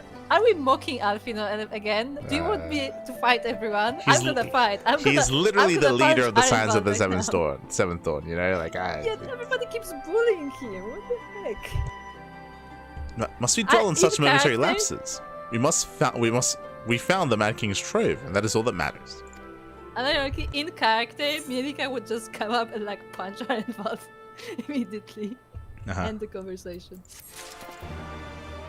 I feel like specifically here as well. I think Alfino deserves respect from other Scions. Like he, you know. Yeah. Like these are supposed to be his subordinates, so they're just making fun of him. They're not. The problem is that they're not close enough to be friends like that, to like mock each other in a playful way. Yeah, like Ishtola can say something. Yeah, like that, you know?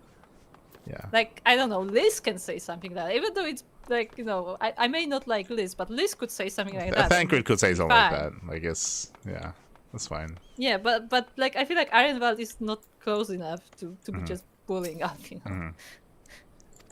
Okay. Arnevald is still grinning at Alfinol's discomfort. So the quest is just okay. Can I punch him? Can I punch him right now? All jesting aside, we must tell people the good news. And I think Liz should be the first. Seconded. She is bound to be delighted. If I am no longer needed, I shall take my leave. Of course, don't let us keep you. Thanks again, and say hello to Vima for me.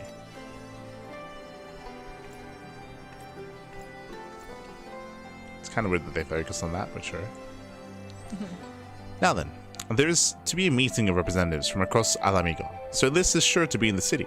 Shall we seek her out?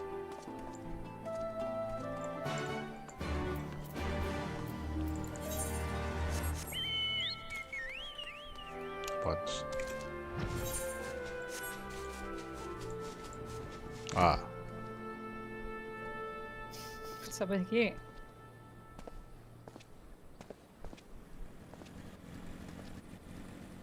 Why is this someone? Oh my god. Jesus. And diet. No.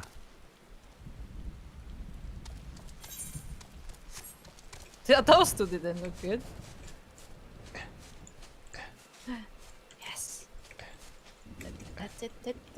Careful, careful, careful. Rooster, you can do it. Can we do this while in the air? Maybe. Hold on. No. Wait, I can't do it? Do you have to jump from here? Is that it? There you go. Okay. Ow! Ah, no.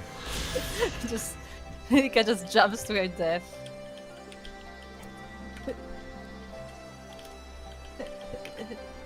No, you cannot dismount. Yeah, that's why I jumped, because you have to jump.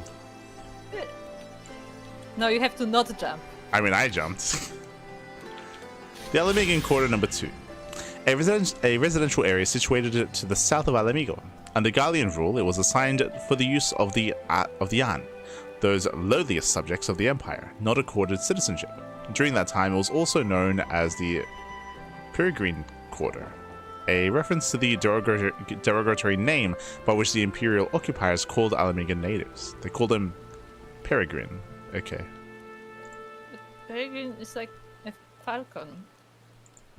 That's nice.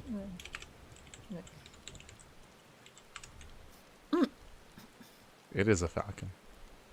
I know it's a falcon. It's one of the most known ones.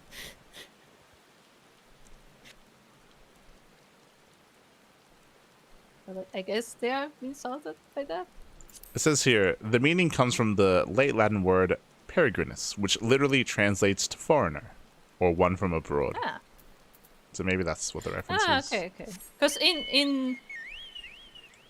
in Polish, it's called the traveling falcon or the wandering falcon. Yeah. Because it's known for flying long distances.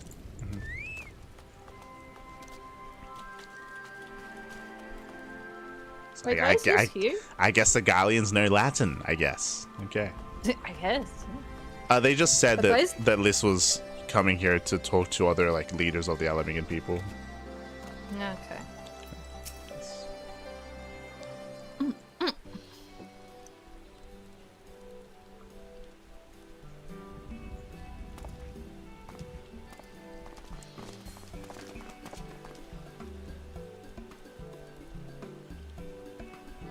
Oh, you three look pleased with yourselves. What have you been up to?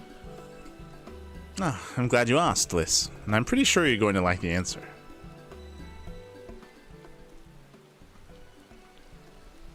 We just killed a bunch of people.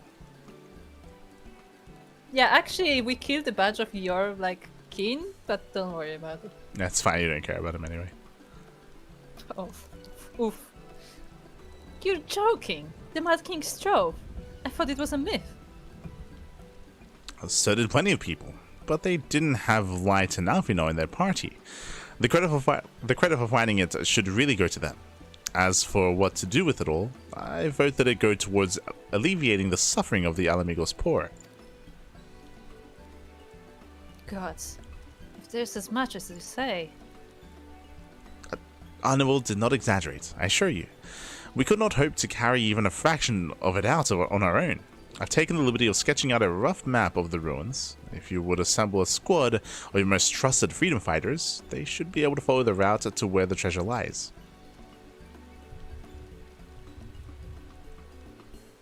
I kinda want to see Alphino's map. It must be nice. Understood. I'll make sure every coin is accounted for, and that goes for the spending of it as well. Why is she entrusting herself for this? I don't.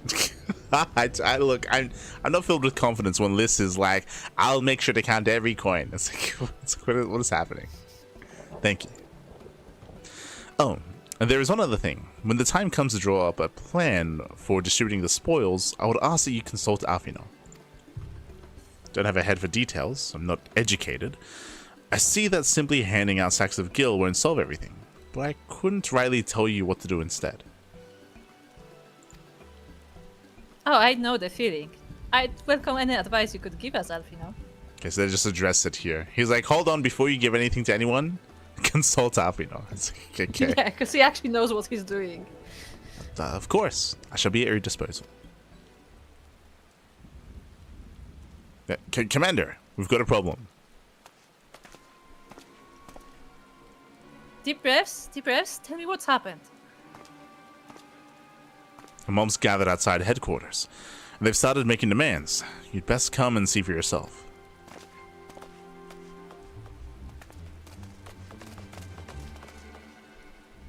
I do like her dress, I have to say.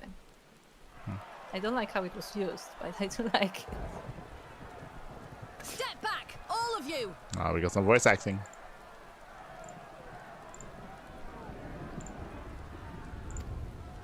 Like hells we will! We know who you've got in there! Who do we have in there? Who do we have in there? We're not leaving till you hand her over! Bring her out! Bring her out! What's going on? Someone let slip about Fedorla. Oh, it's... Okay, I vaguely remember $4. True. Oh, right, yeah, she's the traitor. Yes, I recall. Oh, would she be I mean... I was gonna say, would she be a good leader? We'd have to go through a storyline to kind of, like, have her step in. We'll get there, I guess. It's true, then. The bitch really is in there. I knew it. I bloody knew it. We demand vengeance! Bring her out! Today we butcher the butcher! Oh my god. Jesus. Come on, you don't mean that! We'd be no better than the Imperials if you'd all just calm down! Calm down! That monster and her thrice damned skulls dragged my man from our home and beat him to death in the street! Aye! And my dad! That bitch has spilt enough blood to fill a lock! We all know her crimes. She's a traitor and a murderer. How many of your resistance friends have died at her hands, eh? And here you are, protecting her! So that's what all the fuss is about. Ah, it's right. Let's go. They're actually using a character. They're crazy. Like, oh yeah, remember Raban? Hearken to me, brothers and sisters of Alamigo. Hey, who's this? That's the Bull of Alamigo. My friends, you are not alone in your anger, your grief, your despair, for it is mine as well. That gnawing pain in your breast, it is enough to bring an old bull to his knees.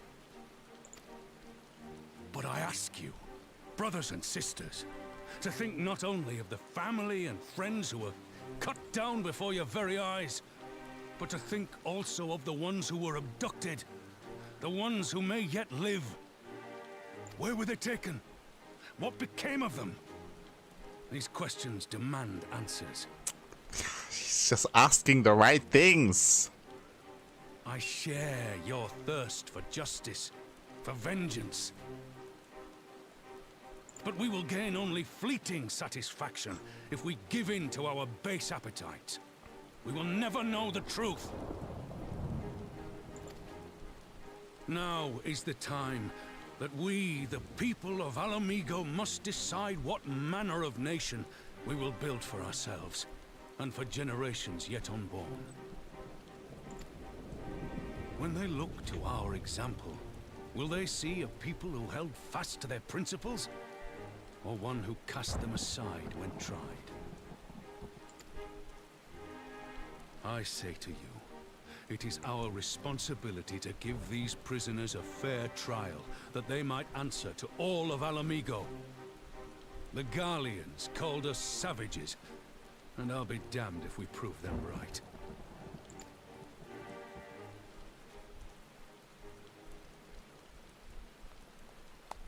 Ah, the slow clap.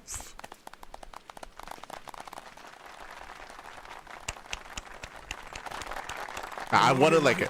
I do, but I can't. I wanted like a yeah. What I wanted. I'm thinking of like Does anyone remember? God, the movie with Heath Ledger. Was it First Night?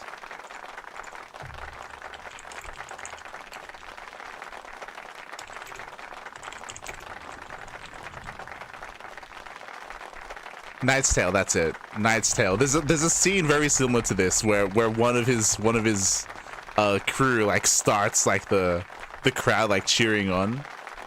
That was going through my mind from A Knight's Tale.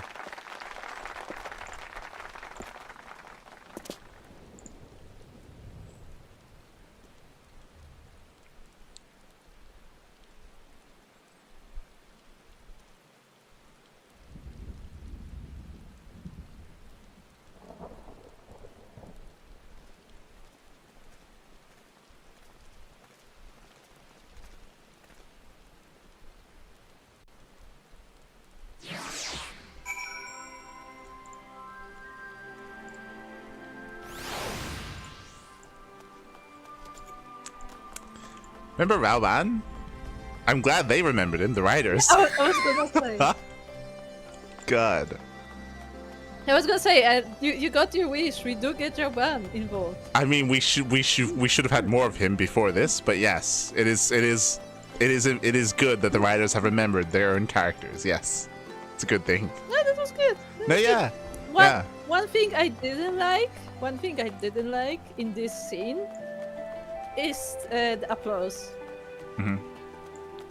Because I feel like if you have literally an angry mob, people who, out of like their personal pain, are angry, they would be like, oh yeah, no, he's good, he's saying, like, they would, if anything, it would be like a sad reflection, and then they would just leave, you know?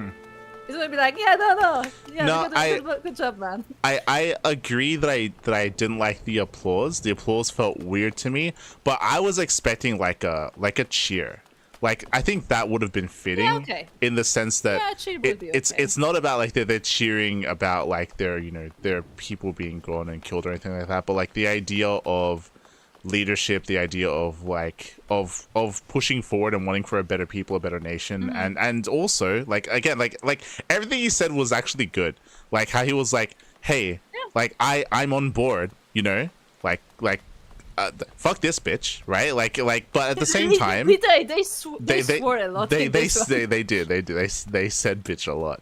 It was unusually high rating. Yeah. But like as in, he's like, hey, yeah, I'm with you, but like, what about the people that they took? You know, like what about everyone else? Like what about the people that we don't know where they are and all this? Like that kind of speech, like that hits home. You know, that like takes him out of it and like brings him down to earth. You know, and is like, hey, true. Like that's that's what's going through their mind. Like it was good. It was good. It's not that they calmed down. It's more that they realize that there's more to it than just you know. Yeah. Removing this person, to put it that way. Yeah, like he said all the right things. Like it was good. He said all the right things there. But actually, I was thinking about it. Like the moment Liz was trying to like, no, you guys, you have to calm down. I'm like, couldn't you literally just say that you are still interrogating her because she has all the information? Like I feel like literally that's like the first thing you say. That's like, we're not gonna execute her. We need like the information from her. Yeah. And I mean, we'll see what they do with the story. Like we spoke about this before this quest line, how I want them to use Raban needs to be used here a lot more, and we'll see what they do, because like blatantly they're showing you the difference in leadership between Liz and Raban. Like that's what this was, right? It was very blatant, and we'll see what they do with it, because again I have a question. Do you think? Again, we had a different lead writer, and he saw what happened in Stormblood. It's like, okay, how do we save this? And then he put Raban in front of Liz. We'll see, because like this could go one of two ways. Like I want them to use Raban more here, and I want him to lead the Alamegan people, but I can see them very much so going the other way, and him and using this him mentoring Liz? Yes, him mentoring Liz. Yeah, I can see them doing that instead here. Like especially it feels like they want to use Liz more. It feels like they want her to be the leader here. So if they're gonna do that, then they're gonna have her be mentored, right? I would be fine with Raban mentoring Liz if she actually learns something. Yes, I agree. Yeah, I would be fine with it, because I mean, again, Raban can't do anything, like he can do everything, and it seems like he's already like well established in Ul'dah, and I feel like without someone like as strong as Raban, just mentally, I guess, like Ul'dah will fall apart. So like he is needed in Ul'dah. Yeah. But he's like his kind of leadership is also needed here. So I would be perfectly fine with Raban like mentoring Liz if she is actually taking lessons and not just being like, no, you okay, like pat on the head. Yeah, that's the issue here. We spoke about this before, but I would say this expansion has failed to grow Liz as a character and failed to establish her as a character, to the point where she is what she is now. But this is their opportunity, and the problem is that because of the poor writing, like they've put themselves in a really rough position, and they got a lot of ground to cover. But technically, if they spend time, and it's not just one quest, but if they spend time, then they can give Liz the opportunity here to have her fill in these shoes. That is true. Based on the MSQ, I don't think they can. But you're right. Like if they're using like different leader or different writers for this part of the story, if they're actually pushing the character forward, then they have potential to actually make Liz like a good character here. And I think the thing is, like, we don't even have to follow Liz on that road. Like it can be like something that we are like updated on, like every now and then. And it's like every few quests we get like progress of how things are going, and it isn't like, oh, a week passed and she's a perfect leader, but like she's making some kind of progress, but like learning something else where she's still lacking, and like it's like a progression of things. Yeah, I agree. Like this is them. This right now, this is their moment to salvage Liz's character. Like they have what they need. They have the tools. They have the tools right now to actually work on her character. They just have to use it.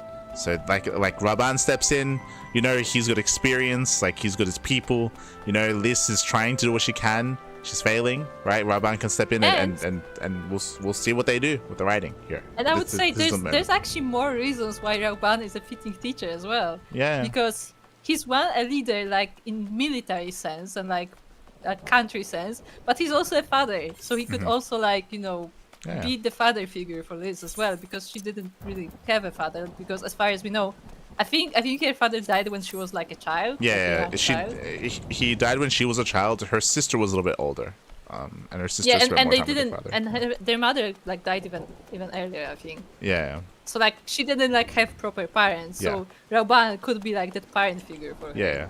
So for writing wise in the story, this is the moment for Final Fantasy XIV Stormblood to turn this around. This is it. I better not mess it up. This feels quite pivotal, to be honest. It feels important. No, it does. It feels like they got something going there. Yes. They have to actually commit to it, and you know, not let it slide like before. Exactly. All right, Raban. After 20 years of Imperial rule, 'tis no surprise that people should seek a target for all their pent-up rage and grief. I only wish I knew the solution. Mango. Thank the gods General Alden arrived when he did. Any later and we would have a riot on our hands.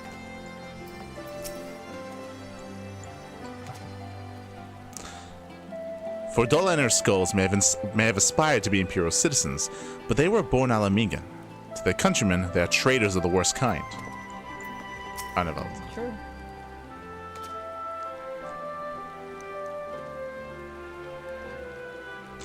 The Butcher has much to answer for, but to simply drag her from her cell and slaughter her in the street, General Alden is right. I'm curious to see what they do with Fordola? What's her name? Yeah. I was Fordola, gonna say, I completely reminded of the absolutely lost plotline of Fordola and Xenos guy. Yeah. I so like that development. Yeah. And they just killed him off, and Fordola is now in capture. I'm like, oh. Yeah, that was a wasted opportunity. I think it's coming back. I think for the potential storyline there, Fordola was like a more interesting character, but they didn't do anything with it. Yeah, because she had no fear. Yeah, like, she wasn't afraid. Yeah. That was the important part of it. That like she was talking to like the highest royalty of Gallia, and like on equal. Yeah. And he was okay with it as well. Like that was the funny part. Like he was okay with it. Yeah, we spoke about it, but like that was so interesting, and there was so much potential there for like a good storyline, and they just fumbled it so hard. But what I will say, they cut it short, essentially. They did cut it short. They cut it very short. It's not so much that they fumbled. They just like cut it. It just ended. Well, they cut it, especially because they killed Xenos. So like. Yeah, but that's what I mean. Like it's not like the story went poorly. They just didn't do it. It just cut it, like, as it was developing. But if you remember, I spoke about Ilbert earlier. Technically, what I wanted them to do with Ilbert, they could do here, but as in the idea of, if you remember, I mentioned the line how Raban would say to Ilbert, "Hey, like we both wanted the same thing. We did things differently." Because if you remember, like again, $4, she also wanted liberation for her people, but we did things differently. Watch me succeed. You know, watch me turn things around for the people. You believe that we couldn't fight the Empire. You believe that we couldn't fight back. You believe that the only way was to join them and to lessen the blow for your people. I'm gonna prove you wrong. That sort of thing. And she'll be like imprisoned for quote unquote life. And you know, seeing that. Yeah, and that was like a big part of like the ending of Stormblood, that we let her leave intentionally, because like her intentions were good. It's just that she went this way about it. Yeah. So what I wanted from Ilbert, we can still do here with $4 technically. We'll see, because I would hope that they don't kill her, but. Yeah, and they shouldn't kill her. I feel like it would be a waste if they killed her. Like she can be like imprisoned for life, but they should have like updates on her, I guess, every now and then. We're going in. It's your line. My thanks, Raban. Listening to their anger, I could feel myself being swept away. 'Tis a difficult tide to stem. 'Twas that same rage which brought us to our feet. and carried us to victory. But now the war is over. All the unspent fury is being channeled into vengeance. Aye, and it's not just here, with reports of mobs forming all over. They've been targeting folk known to have cooperated with the Guardians. It starts with insults most often, then someone picks up a stone. Some industrious souls even fought to seek out the graves of Xenos and his officers. It was grim. I don't think we even know where that is. Yeah, I was gonna say he was buried. He was buried. Yeah, we. That's kind of crazy. Like who buried him? Like nobody was there. Yeah. Like the only person who could have buried him was us. I guess. It's interesting. I want to build a country where everyone, regardless of race or origin, can live side by side in peace. But maybe the time isn't right. Maybe people just aren't ready. It's not the time for that. This is. But that doesn't mean I'm not going to try. The representatives will be here soon, and I'll be damned if I'm going to give up before I've even begun. Who are these representatives exactly? Oh, village elders, refugee leaders, and the like. It wouldn't be right for us to dictate the nation's future on our own, so we've planned a summit of sorts. We've even invited the Ananta and the Kikin to participate. Wait. You mean the cannibal Kikin? Those Kikin? They're the good ones. The good ones, okay. Did we find the good Kikin in this place? Nah, don't worry about it. It's fine. An amigo stands at a crossroads, and this meeting will decide which path it takes. The matter of $4 sentence cannot be suffered to disrupt proceedings.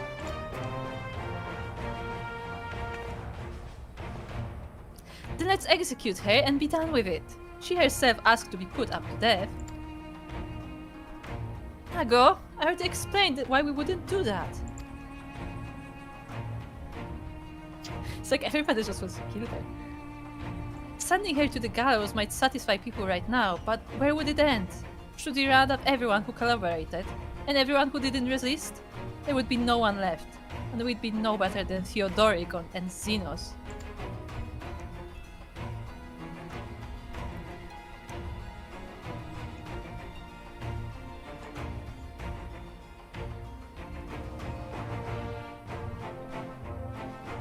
Begging your pardon, but might I be allowed to speak with Fordola?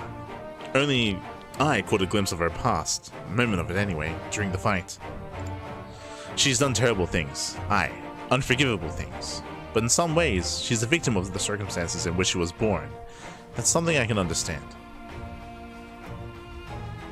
Alright, speak with the prison guard when you're ready and I'll come and join you. I want to talk to her too. I'll return to my other duties then. We've barely begun to investigate the facility where they gave $4 her powers. Be fairly warned, friends. She will test you. Don't let her emotions color your judgment when she does.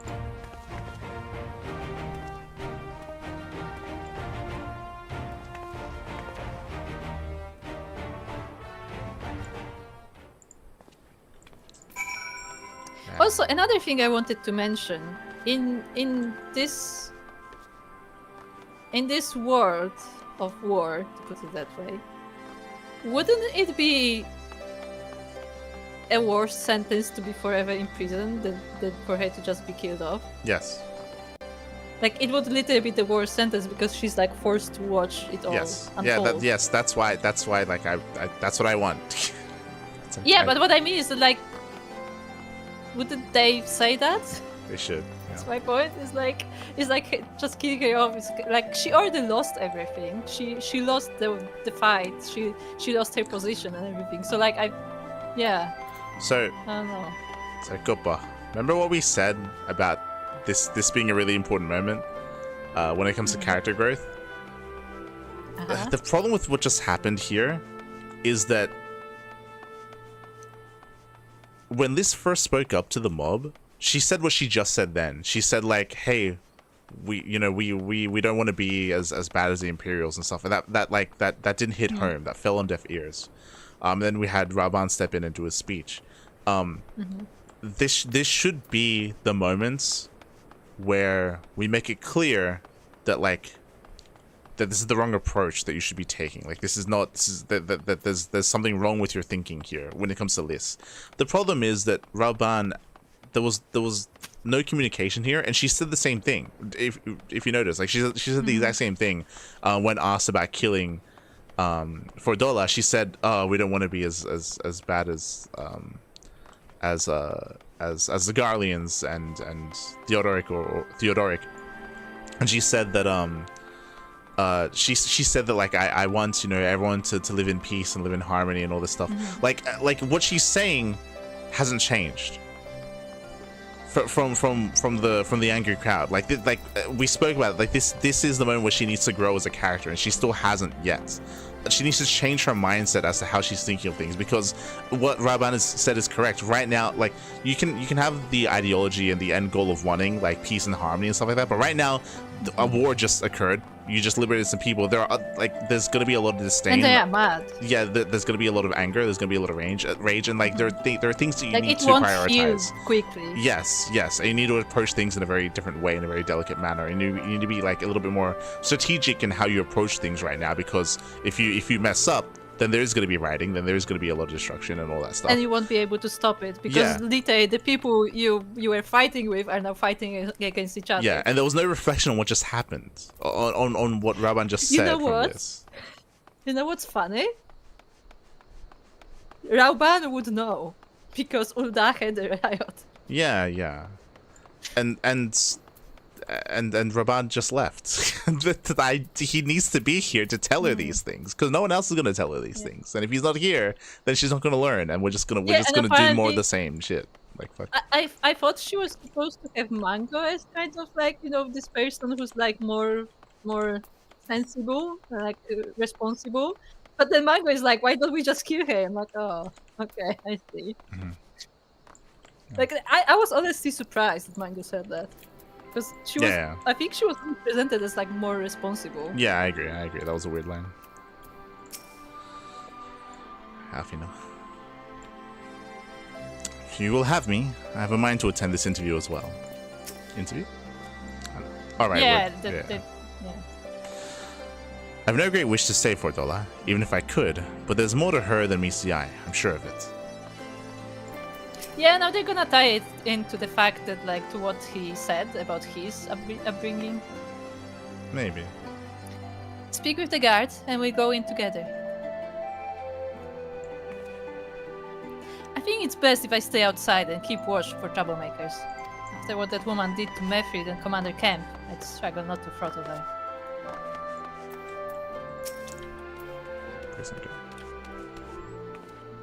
Got the commander's permission to enter then?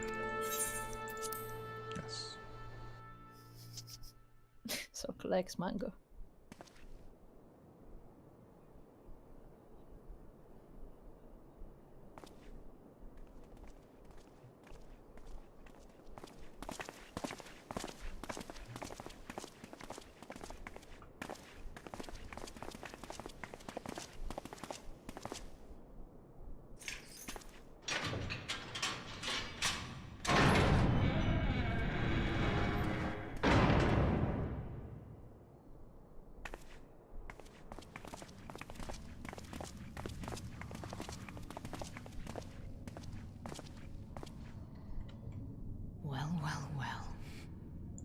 So many visitors.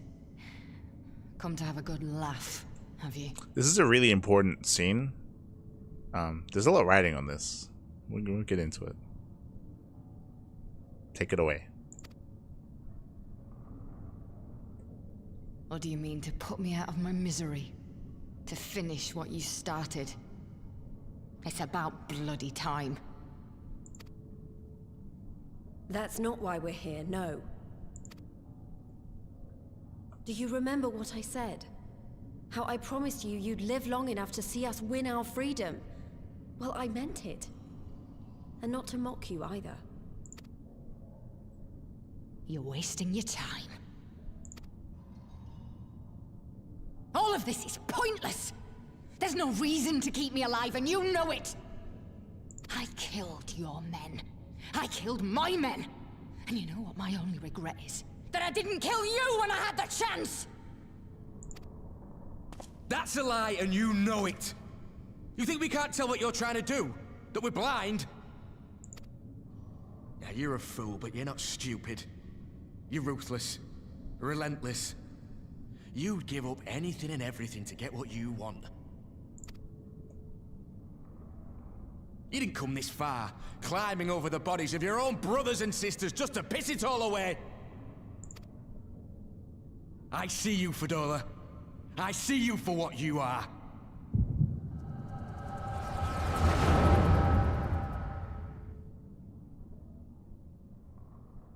Yo, we get the childhood flashback.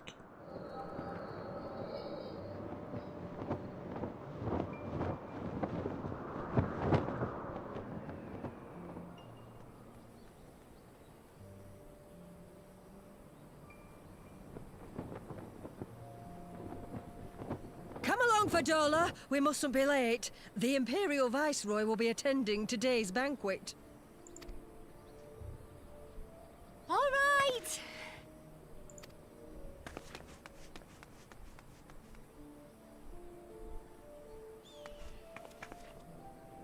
Father, what's Lord Gaius like?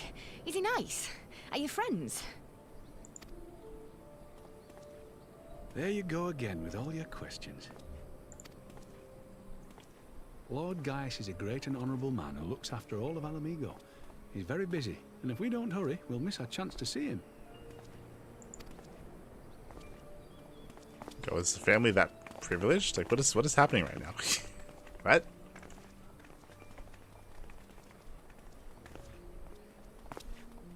Filthy tin-head lovers.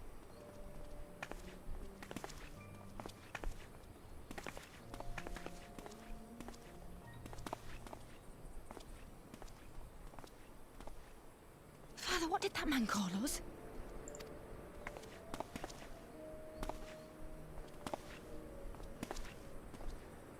The little tin-head lover doesn't know what she is, eh? A traitor, sweetheart. A backstabbing bitch who gladly betray her kith and kin to gnaw on what few scraps the Imperials deign to toss her. Like your bastard father and whore mother. Yo, we're going hard with these cutscenes. That's not true! My parents are good people! They've never done anything like that! Oh, but they were quick to help themselves and their bitch spawn, weren't they? You're just as guilty as them.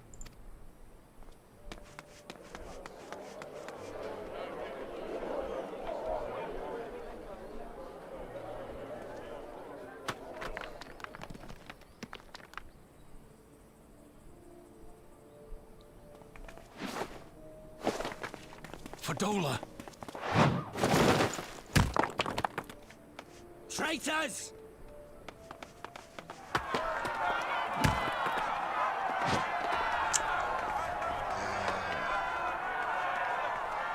Please, you have to do something. My husband and daughter are in danger. Soldiers of the Imperial Army are under no obligation to intervene in the disputes of army. We're citizens. We have rights.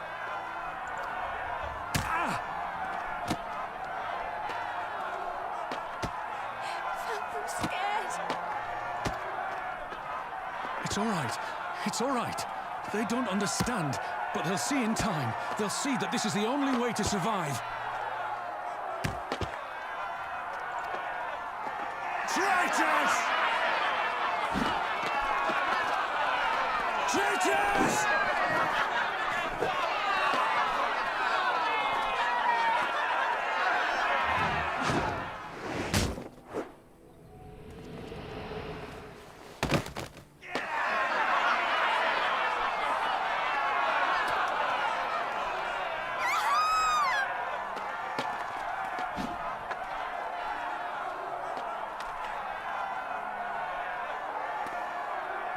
Let the savages have their fun. They'll be more compliant once they've tired themselves out.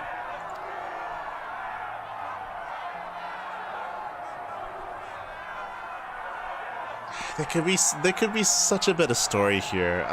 This is annoying. We'll talk about it. No.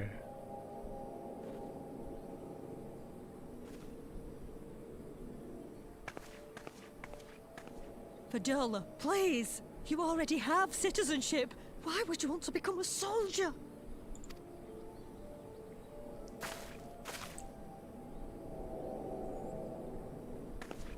Oh, gods!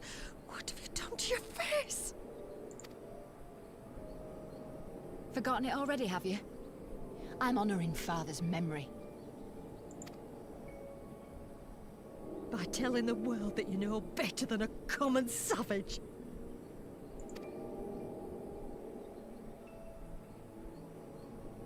Am I though, Mother? Are any of us? Can't you see? Citizenship means nothing to them. If you're not a pure-blood Garlean, you're no different from any other savage. So I'll play the part. I'll join the Legion and I'll make them respect me.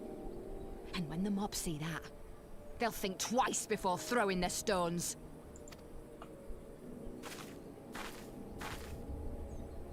Ansfrid, Rudolph, Emlyn. It's time. It'll be hard. Humiliating. They'll try to break us. Send us crawling back to our own kind. But we won't, no matter what. We'll bleed for them, die for them if we have to. We'll do whatever it takes to be free!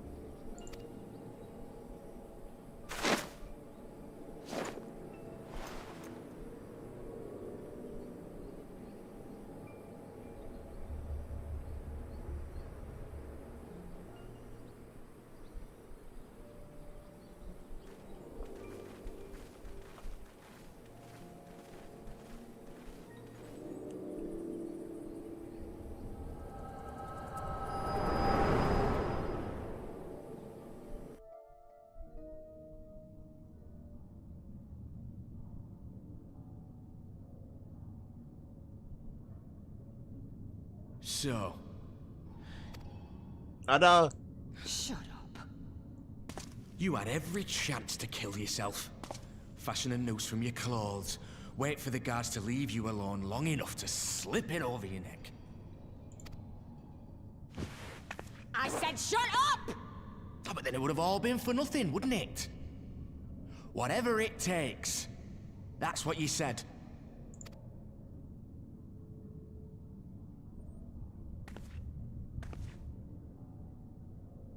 Been in my head, have you?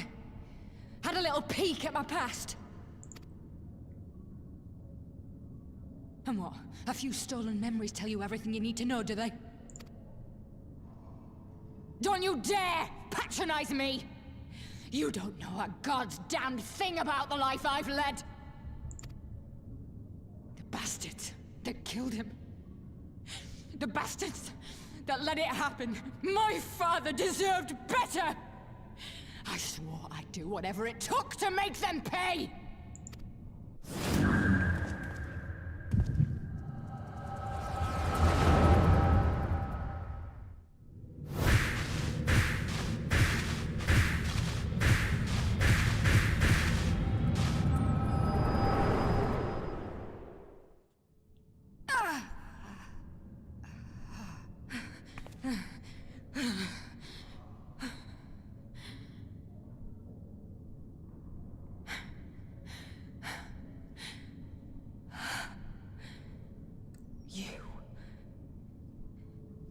You. All that power. All that pain. It's too much. Too much for anyone. The things they've done to you. The lies. The betrayal. The endless fighting. Yet there you stand. Unbroken. How? Why?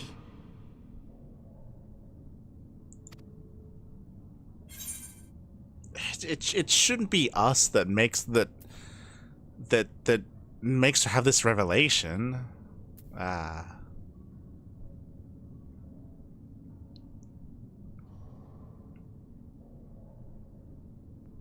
Like the middle answer is the one that makes the most sense, I feel.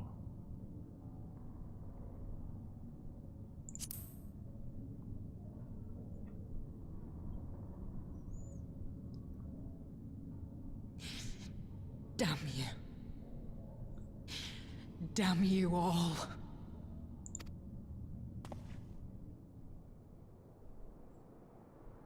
You still have time, Fordola.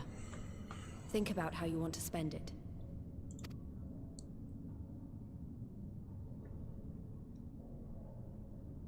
Let's go. Is that all you're gonna say to her? What?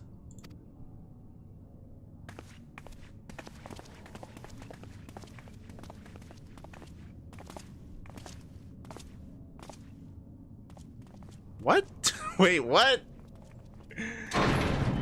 Oh, God.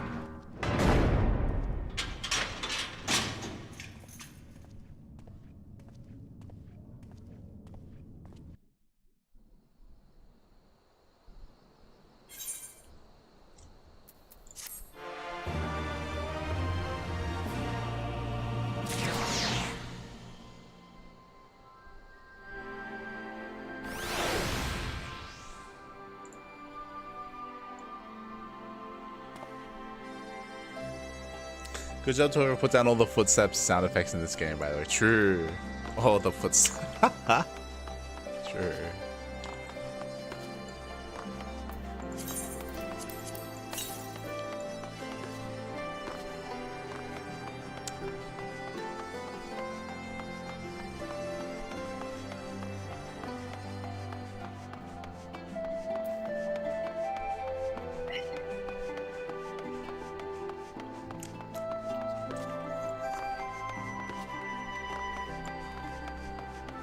You know what?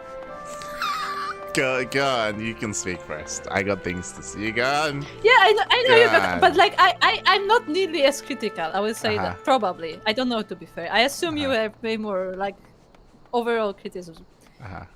But what I want to say specifically, I have mentioned that before, and I will keep mentioning that throughout the entire game, I assume. I don't like when too much emphasis is put on us as the player character. I agree. I agree. As being special. Yes, I agree. 100%. Like I personally I feel like how do I put this? It's not exactly that I hate the theme, but I just feel like it's overdone in media in general. So like it's kind of tiring to me, and like especially in this world, because it's emphasized multiple times that like we are part of the Scions, we are part of the Grand. Like they always make us. Like they always tell us that we are part of something, but yet in the end, like it's us who is the most like the key. And I don't personally like that. I prefer if it would be more like, you know, like all the different parts have their parts to play, and we just are the fighter who are skilled in this, and that. But like it's not that thanks to us everything is happening. And why I mentioned that is that here, we have Fordola connecting with us, which is fine. That is fine. That like she saw what we did and stuff.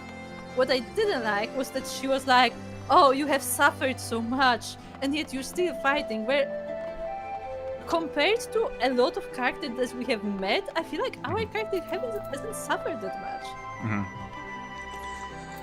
Like Lita Arenval is standing next to us, who said that his own mother like literally physically hurt him and then threw him on the street.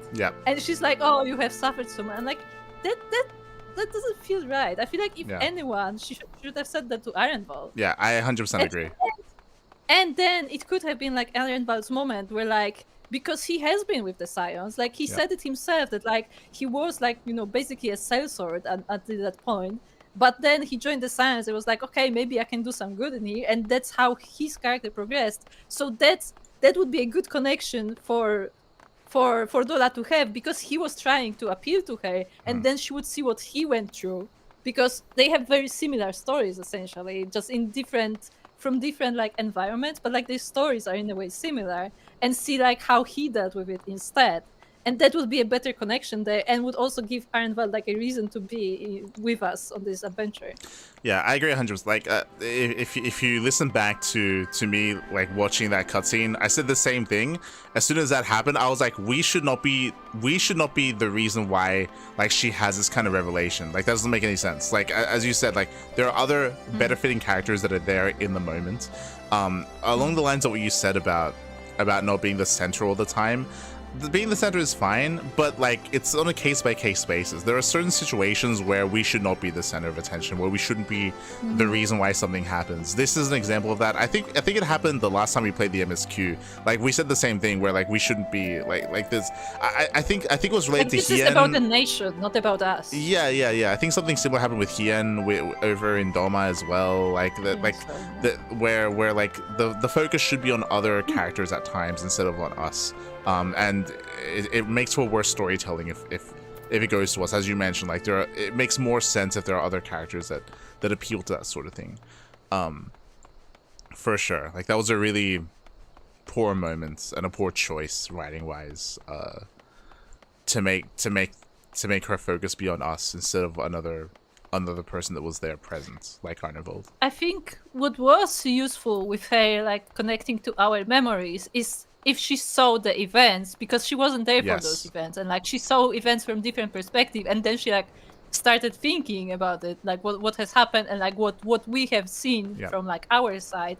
And that's when she connects with Arenvald. Like maybe even she sees his past, who knows? Like but like she shouldn't, like I think like, again, what bothered me the most was her line of so much pain, where I literally thought back to like, okay, so what happened to us so far? We have been betrayed by a few people, that is true. But most people who we have been betrayed by were people we weren't close with to begin with. They were like organizations, they were like, you know, people plotting behind the scenes. Like, you can't say that like Funkert betrayed us because he was possessed, so I wouldn't count that as a betrayal. And the entire way through, we always had like a group of people we had trust to fight with us. So the biggest pain in the story of our character is essentially Harshefond. Yeah. Like that's the only person we lost. And for Donna to say, "Oh, you suffered so much," when she literally had to kill her own people by her own hand. I feel like that. It's not comparable. It's not comparable. Like it's the magnitude is it doesn't add up. I agree. It's it was silly. I personally did not like the flashback. I think there's a lot of really good. There was a lot of really good story potential for Dolla's backstory. I think they ruined it. I think to have it's like a little too shallow. It is very shallow, one, but like to have her father killed by Alamegans, that was a decision that they made. I don't agree with that. I think that hurts her. There's so much that they decide to do here with her backstory. One, they made it so that her father was killed by Alamegans, not by the Empire, which was which changes things. But they also decided to make her like upper class, like and to make her a traitor from the beginning before she even did anything, as in to like give her reason to be antagonistic towards Alamegans from the very beginning, because she was because she was tortured as a child by them. Like I feel like they've ruined a potential better backstory. Like I thought because they didn't. It was open until now. It was open as to who she was. I thought she was. I thought she was going.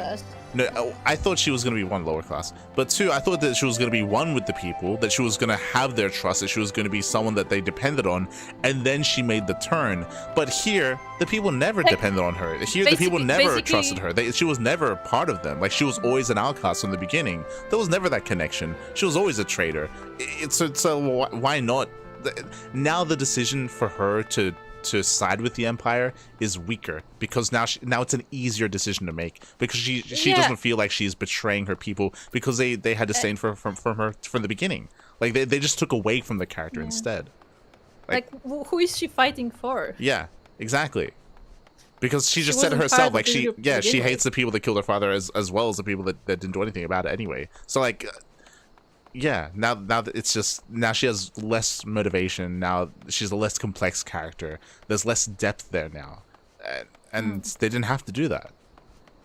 They just chose to do that for some reason. I don't know why. Like it was awful. Also, I will say what this cinematic also did. I never was particularly fond of Alamigans in the first place, but now I actually think they're bad people. Well, I mean, exactly. Like before this moment, you would not think that, but now they give you a reason to be less empathetic with the Alamigan people. Now they give you a reason why $4 would be less sympathetic to the Alamigan. Like again, they just made a decision right now. They just made a choice to make the Alamigan people pieces of shit.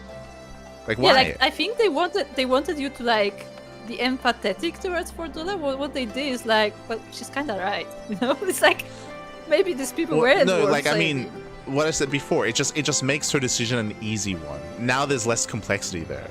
Before it would be a hard decision to turn on your people, but now they made an easy one.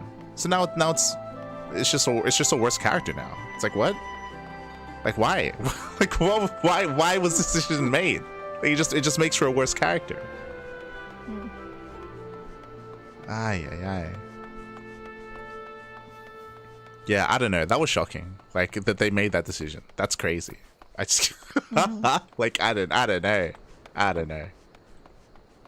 But yeah, I have this like very weird feeling now about Alamigans as a whole. It's like wherever we go, they're always like a problem. Like they cause riots and stuff, and like they just want to kill people. And now we see that they're even okay with just killing children on the street, essentially, because that's what they would do if they continue. Yeah.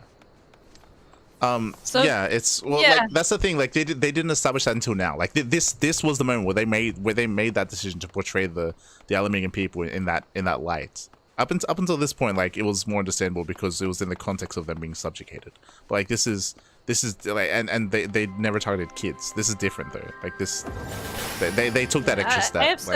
I've said it before, but like the moment someone decides to target like non-hostile kids, like I lose all respect.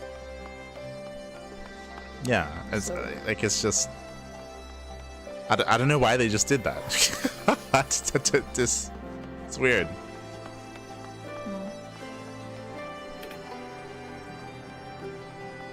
I don't know. And at the very end, which is less important, but again, like the main point of that was her backstory, which I feel like they just butchered completely. Was why I was a little bit confused as to why Liz didn't say anything. Like her final lines were what? Like we only have a bit of time left. Like use it wisely. No, she said you have some time. Think how we want to use it. Yeah. Whereas I feel like that would have been her moment to speak up regarding everything, because as you said, like the better purpose of that flashback would have been to have informed Foldova as to what occurred. Because as far as we know, she doesn't really know what's happened. Like this would have been Liz's time to gloat and be like, "Hey, we've done it. We've liberated the people." Yeah. Up until this point, we assumed that that's what Foldova wanted to do. Maybe not now. I don't know. Like, I was gonna say like the moment we saw our flashbacks, I'm like, all right, does she even know that Xenos is dead? Yeah, exactly. Because she has been captured for a while. Exactly. She might have not even known. I thought that was gonna be brought up or something. I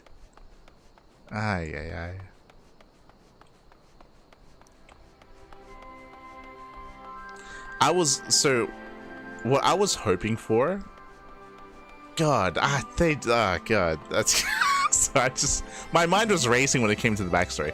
What I was hoping, like, if there's a couple different ways that they could have done it. There's so many different ways that they could have done it. But like, if you're gonna go the route of her family. Apparently, right? It's like being upper class and being being subservient to the Imperials. I would have thought that would have been a good opportunity to insert Xenos at some point in her history. I think Xenos was too young to be there. They could make him older, whatever. Like they can do whatever they want with that. But no, because I think he's supposed to be like maybe slightly older than Foldova. Yeah. I would have thought they would have inserted him in some way there. to give her a reason to want to be under his, to want to be with him. Because again, as you mentioned, that was always interesting about their relationship, was that they were maybe not equals, but there was some kind of like mutual respect there, and it would have been nice to have had some kind of setup for that, but they didn't do anything with that at all. It's kind of crazy. I'm assuming this is the only flashback we're gonna get. Maybe not. Yeah, maybe.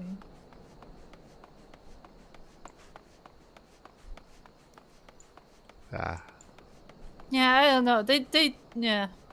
Okay. They might have just ruined her character. I don't know.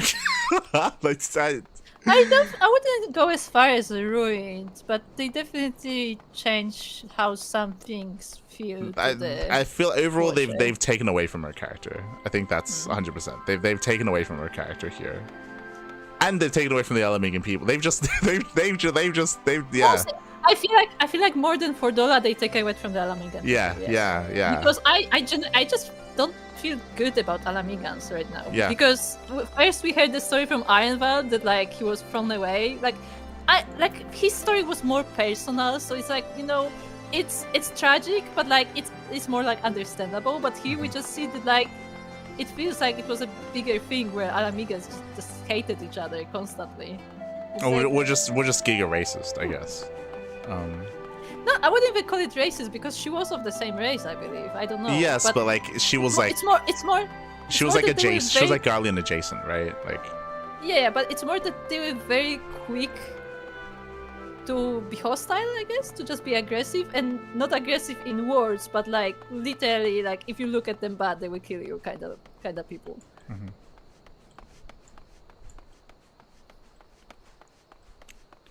I don't want to side with these people. You know? Why am I helping them? Like suddenly I don't feel like helping them at all.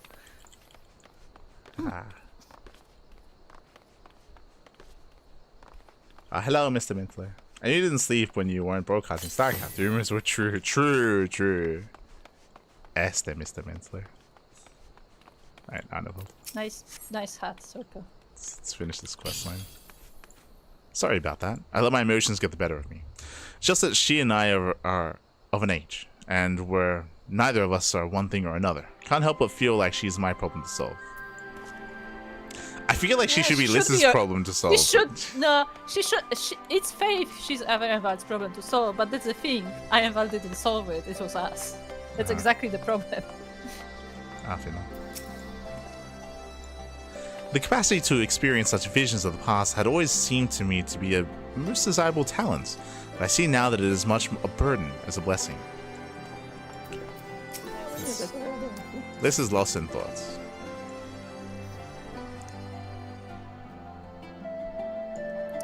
I don't know what we solved, and if we... Let's read that again. I don't know that we solved anything exactly, but we've given Fordola something to think about at least. Aye, I found something new to think about too. Don't know about you, Light, but the visions only come to me every now and then. From the way Fordola kept wincing, though, I get the feeling she's having them almost all the time. That's a lot of bad memories to deal with. I wonder. See, hold on. See, that would lead to the perfect scene where she sees our events. And then, like, she's, like, starting to realize, and then she sees Ironval's events because her echo is more unstable, so she cannot control it. She just kept seeing this shit. And then, like, she realizes what has happened because she has all this information from around her.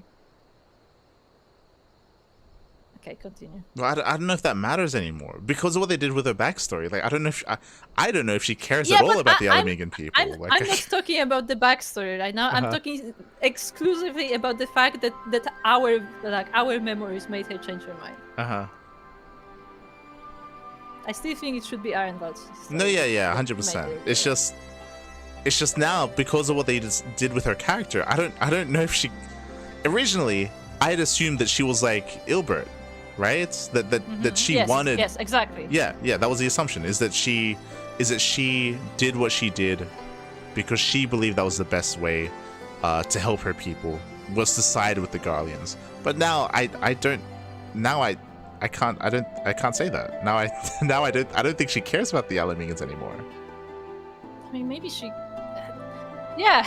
No, yeah, that's what I mean. I don't think she cares anymore. That's what I was saying when I was saying that they took away from her character and they made her worse for it now, because now what's her motivation? What does she care about?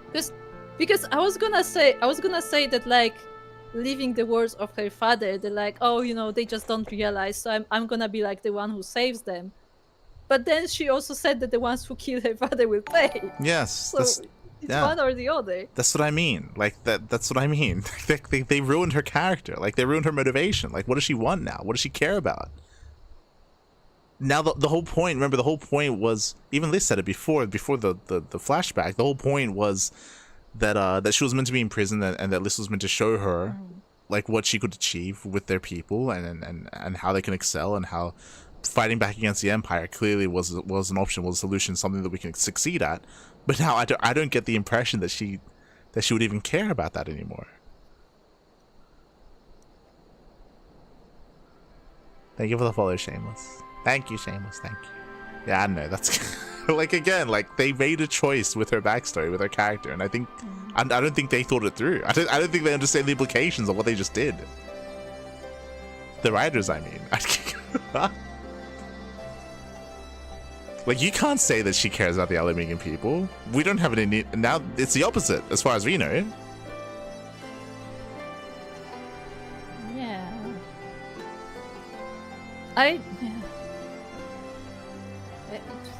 Yeah.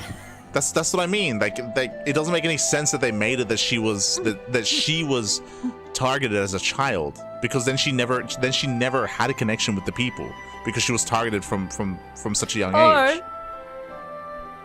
Or she could be still targeted from a young age, but don't kill her father, and just like be that a continued like thing where, despite everything that's happening, her father like is still trying to help. Yeah, but then they killed her father. Like, that's the problem. That's the problem. They like, if you wanted to go this direction, then you don't kill her father and just like make that like a continuous Yes, thing. I agree. Where, like, they shouldn't have killed her father like that. It was stupid. Yeah, where he is faced with these kinds of reactions, but he's like, it's okay, because they just don't realize that I am trying to help. Yes, that would have made for a better story, is that despite how they're being treated, he believed that he was doing what was right, and then she would follow in his footsteps. But in the end, they just killed him. So like, they and just... she was trying, and she wanted revenge for it. Yes, exactly. That's what I mean. Like, they just don't know how to write. They just, oh god. Oh god. I wonder, could there be some fundamental difference between one who is born with the Echo and one who has been artificially imbued with it? Well, the Immortal Flames have been scouring the research facility ever since the liberation. There's a chance they might have some new answers for us. General Alden's there overseeing the investigation. Let's go and pay him a visit, shall we?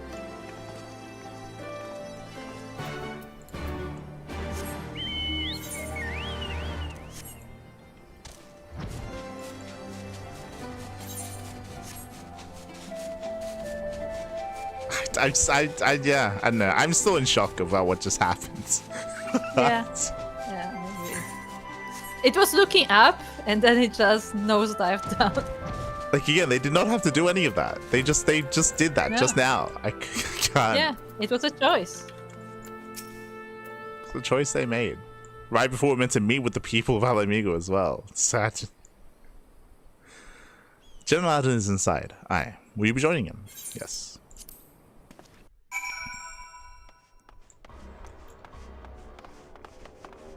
Also, whenever we get a chance, I would like to get some water, please. Yeah, I think we'll wrap up soon. It's getting late. Yeah. It's getting late. Wrap up soon. Ah, it's an instance play.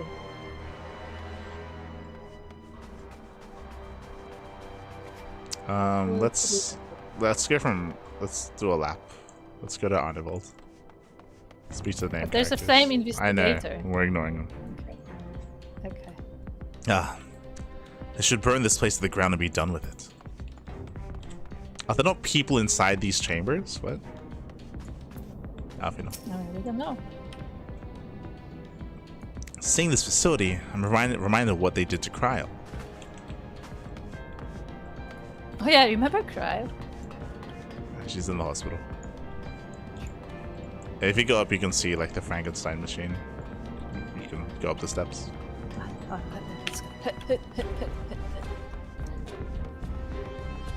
Ah.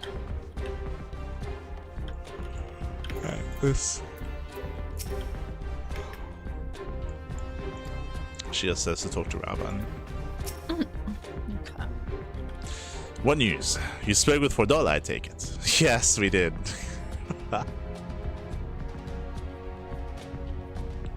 Yes, as expected, she didn't say very much, but it wasn't a total waste of time.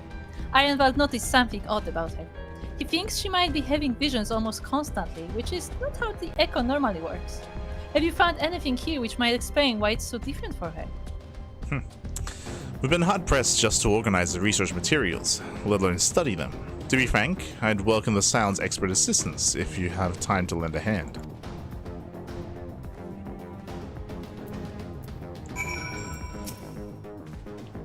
Okay. Okay, I guess we're just gonna open a pod. I guess. Wait, oh, you're going there. Okay. There's also an investigator. Oh, where? Oh. I guess, sure. Yeah, we'll talk to the investigator. Okay, let me run back. That's your line. Oh, I didn't even notice. So many bodies. Every one of them a victim of these experiments. Few show any signs of external injury. From what we've been able to determine, they perished from forcible ether extraction. Such a miserable way to die. I didn't even notice that there were all those dead bodies. True. Jeez. Yeah, wasn't it the same thing that they were doing to Cryle though?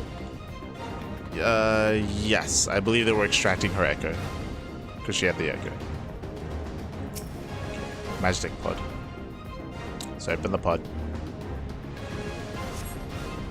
The device in which Cryle was held seems even more ominous now you know its purpose. The surrounding pods are marked Supply Subject, while this one bears the label Master Subject. I think that's you. The Ironworks received a request from the Alliance to analyze these devices, and I've been recording everything of interest. Did you notice the labeling? All the pods are designed to drain the ether of the occupant. Save that one right here. Unlike the others, the interior has been fitted with an array of sensors to measure etheric waveforms. To what purpose, however, I couldn't tell you. Wait. So did they pull the ether from Cryle, or did they put the ether in Cryle? No, they put the ether in $4. Yeah, but they did something else to Cryle. I'm pretty sure they were draining her, but like they're saying here that this was like they were like measuring shit. I don't know. We'll see. We'll find out. But I thought during the cutscenes they were draining Cryle at the time. Maybe they weren't using her so much for draining as much as like to send the visions back and forth. Maybe. Okay, Raban.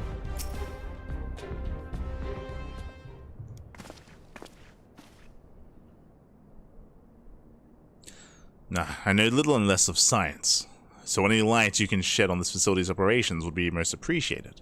Light, shall we start with you? What are we gonna say? No. Taken in combination with the testimonies of Cryle and Thancred, I did begin to see exactly what the Imperials were attempting here. The enhancement procedure entailed infusing a single candidate with ether, siphoned from a multitude of supply subjects. As for the master subject, in this case Cryle, the patterns of her etheric activity would provide the model upon which they would artificially engineer the candidate's aura.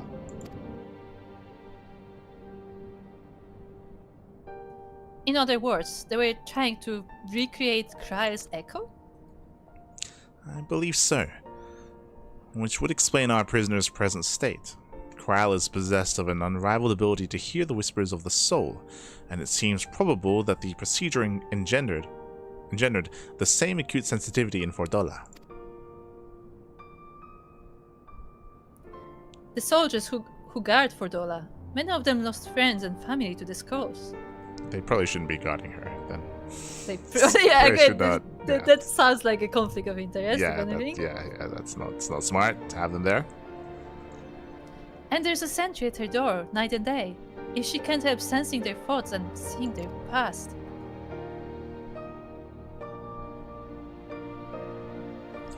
But you don't just see their past, you live it. All the emotions, all the pain. Imagine what it'd do to you. You'd never be the same again. Indeed.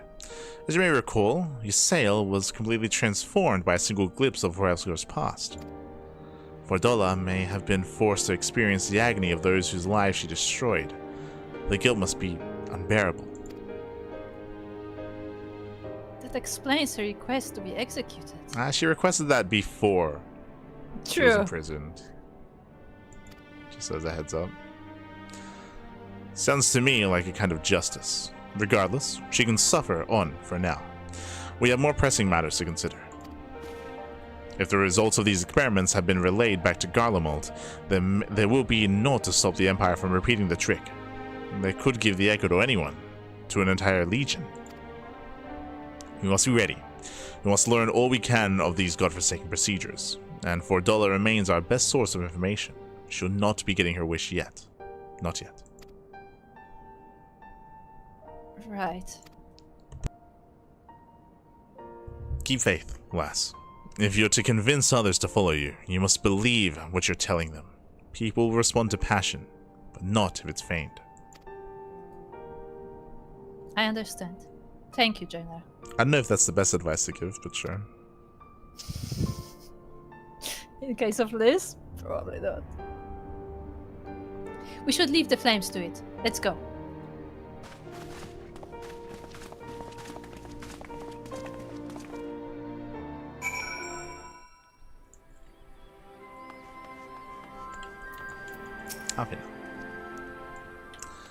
The forcible extraction of ether from a living subject is invariably fatal.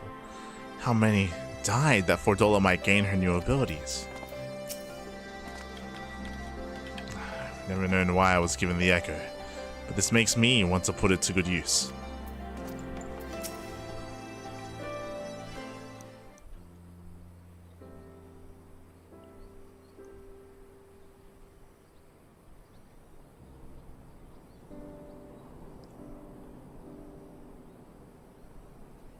I go looking for answers about the echo and end up getting schooled by Rawan. Yet more evidence that I don't know what I'm doing. It's no wonder people listen to him and not me.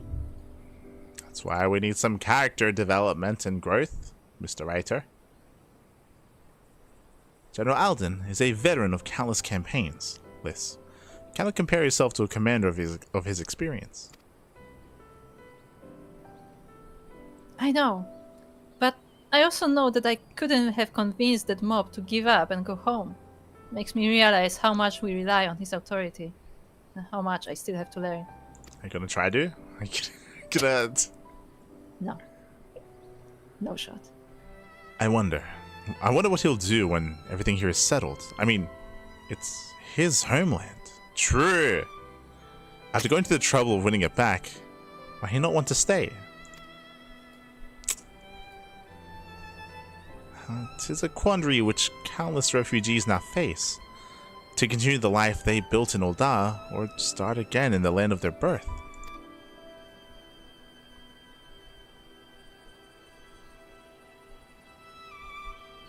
Ah! Light, a moment.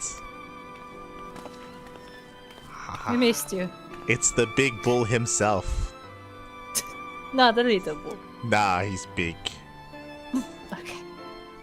I'll take your word for it. I'm newly returned from Ul'dah with a message from the Sultana. Her Grace desires an audience with you. She understands that. Oh, right, that's her, the Sultana. I forgot. Yeah, Nanamo. Yeah. The dried grape. Her Grace desires an audience with you. She understands that you have responsibilities here, but asks that you visit the palace at your earliest convenience. Well, I must away and attend to other business. Until next time, my friends. Yeah, Soko, you weren't here, but Light called Nanamo the shoulder parrot. Yes, yes. You're welcome. Trying to remember her name. It's been years. An audience with the Sultana. Depending on the nature of her consultation, this might be the perfect opportunity to inquire about the general's future plans. Why would she tell us though? Even if she knows. Yeah, why don't we just ask the general? Why don't we... Yeah, why don't we ask the guy? I feel like we are better friends with him anyway. He's here as well. We don't have to travel to Ul'dah to ask that. He's right next door. Yes, we'd all like to know about those, Alfino. But not everyone is as comfortable interrogating royalty as you. Take no notice of him, Melika.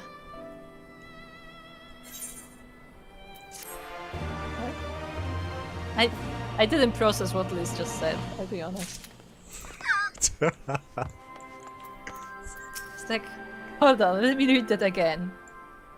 She told us not to be bothered by Alfino wanting to get answers from royalty.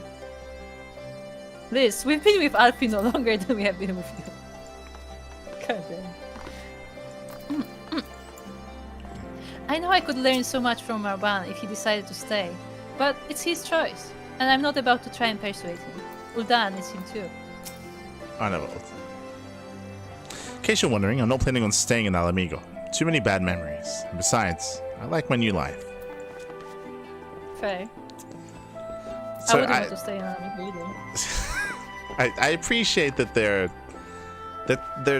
they're tackling the question about Roban, which I guess I appreciate. At the same time, I wish there was some more wisdom being imparted upon this. I feel like we've had some opportunities for Roban to actually speak to her and actually say some things to her, but I feel like we've missed those opportunities. Like this, it's not happening yet. It's not.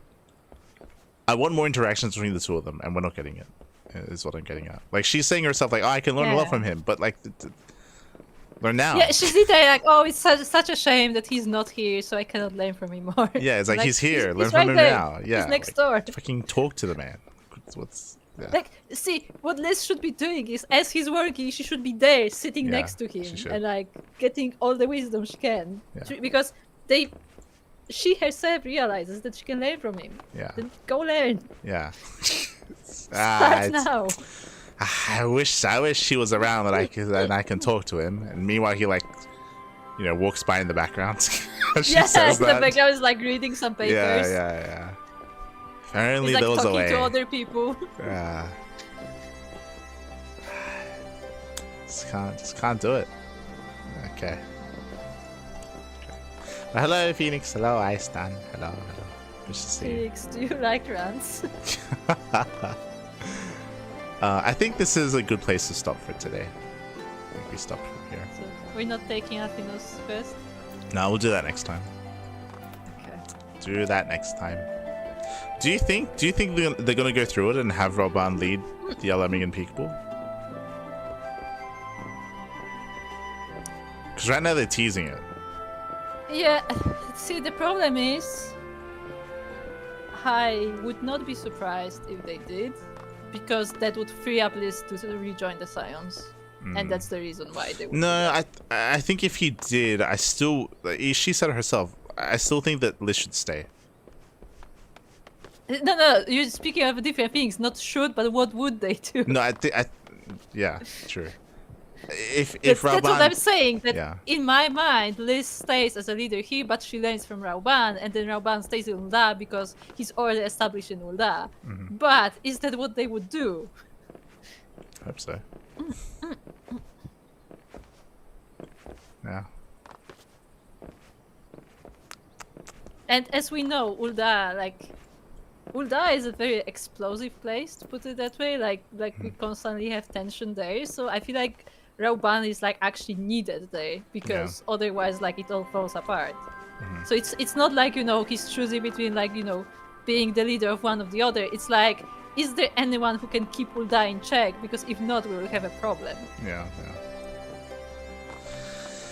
Yeah. Okay. Just recap. Oh, it's out. Let's go. Yeah, because they said they're gonna publish it. Didn't notice. God, I feel like we just had the Twitch recap for 2024. Yeah, it's a bit early to do it early December. I feel like they would wait a few weeks more, but sure. Didn't we get the most recent recap in January or February or something? Like, it was a little bit later, but sure. Okay. Well, I think for now, I'm done for today. I think we're done. It's been an... My voice is actually gone because I had no water this entire stream. And yeah, suffering. Yeah. It's been an interesting post-patch experience so far. Yeah. They got our hopes up for a moment. They did. They started strong with the speech, if you remember. That was the high point. The high point was Raoban with his speech. The speech was good. It was good. It was really good. It was good. If you remember, that was what we wanted. Right after the speech, I think I said verbatim. I said something along the lines of like, "This is an important moment. We'll see what they do. Like this is like a pivotal moment in the story when it comes to like make or break." It looked up, yeah. It looked like it's going up. Well, no, like it was just a really important moment to see what they did from this moment forward, and then they did what they did. Yeah, it's crazy. It's crazy. It's crazy that they want us to dislike the Alamegan people, even though we're trying to liberate them. Like, it's crazy. It's crazy. Yeah, that's what I mean. It's like all that we've seen like makes me just not like this nation. A decision was made. Yeah, and it's not like, oh, it's just like an isolated group that is like this, because as like we keep getting new examples, so it's clearly not an isolated group. Yeah. Like it seems to be just the general trend. It's crazy. It's crazy. Alright. But otherwise, thank you for dropping by, Sokka. We appreciate that you helped us with the dungeon. Did appreciate. One day we'll get to the lighthouse. One day. I'm sorry that we're complaining so much, but there's a lot. I know that Sokka don't like when we complain so much. This like they're not. It is. It's not because we hate the game. It's because we know that it can be better. Yes, we have standards that need to be met, and right now they're not being met. It's not so much like what I'm saying is that like we know that it could have been done better, and that's why we're disappointed. Not because like we hate the thing as a whole, but more that like we saw like a path they could take that would make it a better. There was a clear path, to be honest. There was a pretty clear path, and I still don't understand how they stumbled off the path the way that they did. They saw the path, they were like, nope. They just walked off into the forest. Just like drove off. Yes. Like literally on that meme where they just take a hard turn. I'm legitimately speechless by that decision. By the way, I said at the time, like it was shocking. I'm shocked. I'm shocked by what they did. I can't believe it. I still can't believe it. Who greenlit that? I don't know. I don't know who greenlit that backstory for $4. That's crazy. It's actually crazy. I can't. I can't. Yeah. I feel like, I feel like regardless of like what I think about like all the characters and their personal stories, I feel like what to me is the most negative thing is that it actually makes me feel conflicted about helping Alamegans. Like I feel like maybe I've done the wrong thing of helping Alamegans because they don't seem like good people. Which is not the feeling we should be getting. Yeah, that's the thing. They should not be making us feel that way. They shouldn't be. Like, what are they doing? What are they doing? What's the point of that? What's the point of this?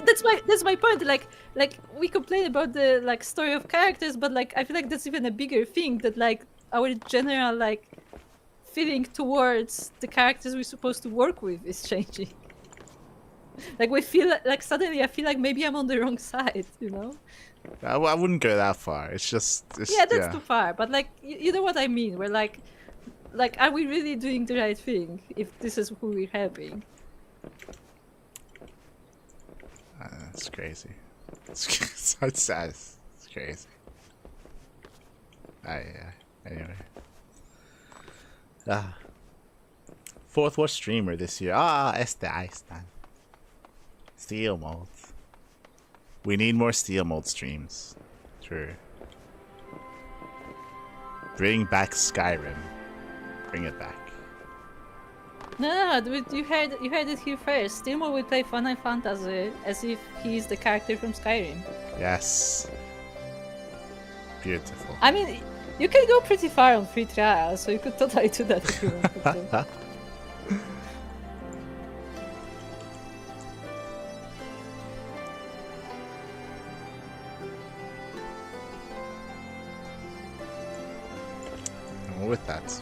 With that, we're going to be wrapping up for today. We'll continue the story next time. Should be sometime on maybe Friday, maybe later on this week. We currently do have time on Friday we have it scheduled to cover this and to stream some more Final Fantasy. And if we do, again, we're going to be working on the MSQ. Progressing the story. We'll see what happens with Raban. We'll see what happens with the leadership over in Alamigo and what they decide to do, and what happens with Ul'dah. Because there are going to be consequences if they do decide to have Raban here. Because as you said, like, Ul'dah is not in a good place right now. They've not in a good place. I just want to remind everybody that, as they mentioned about the pain and suffering, Ul'dah's tried to kill us as well. Yeah, there's been a lot of stuff happening. A lot happened in Ul'dah, and our character was almost killed in the proceedings, and Alfino as well. Actually, yeah. Alfino was stabbed. He was literally stabbed. That's true. But yeah. With that, it's gonna be wrapping up here for the time being, and we'll see you guys next time. Bye. Bye.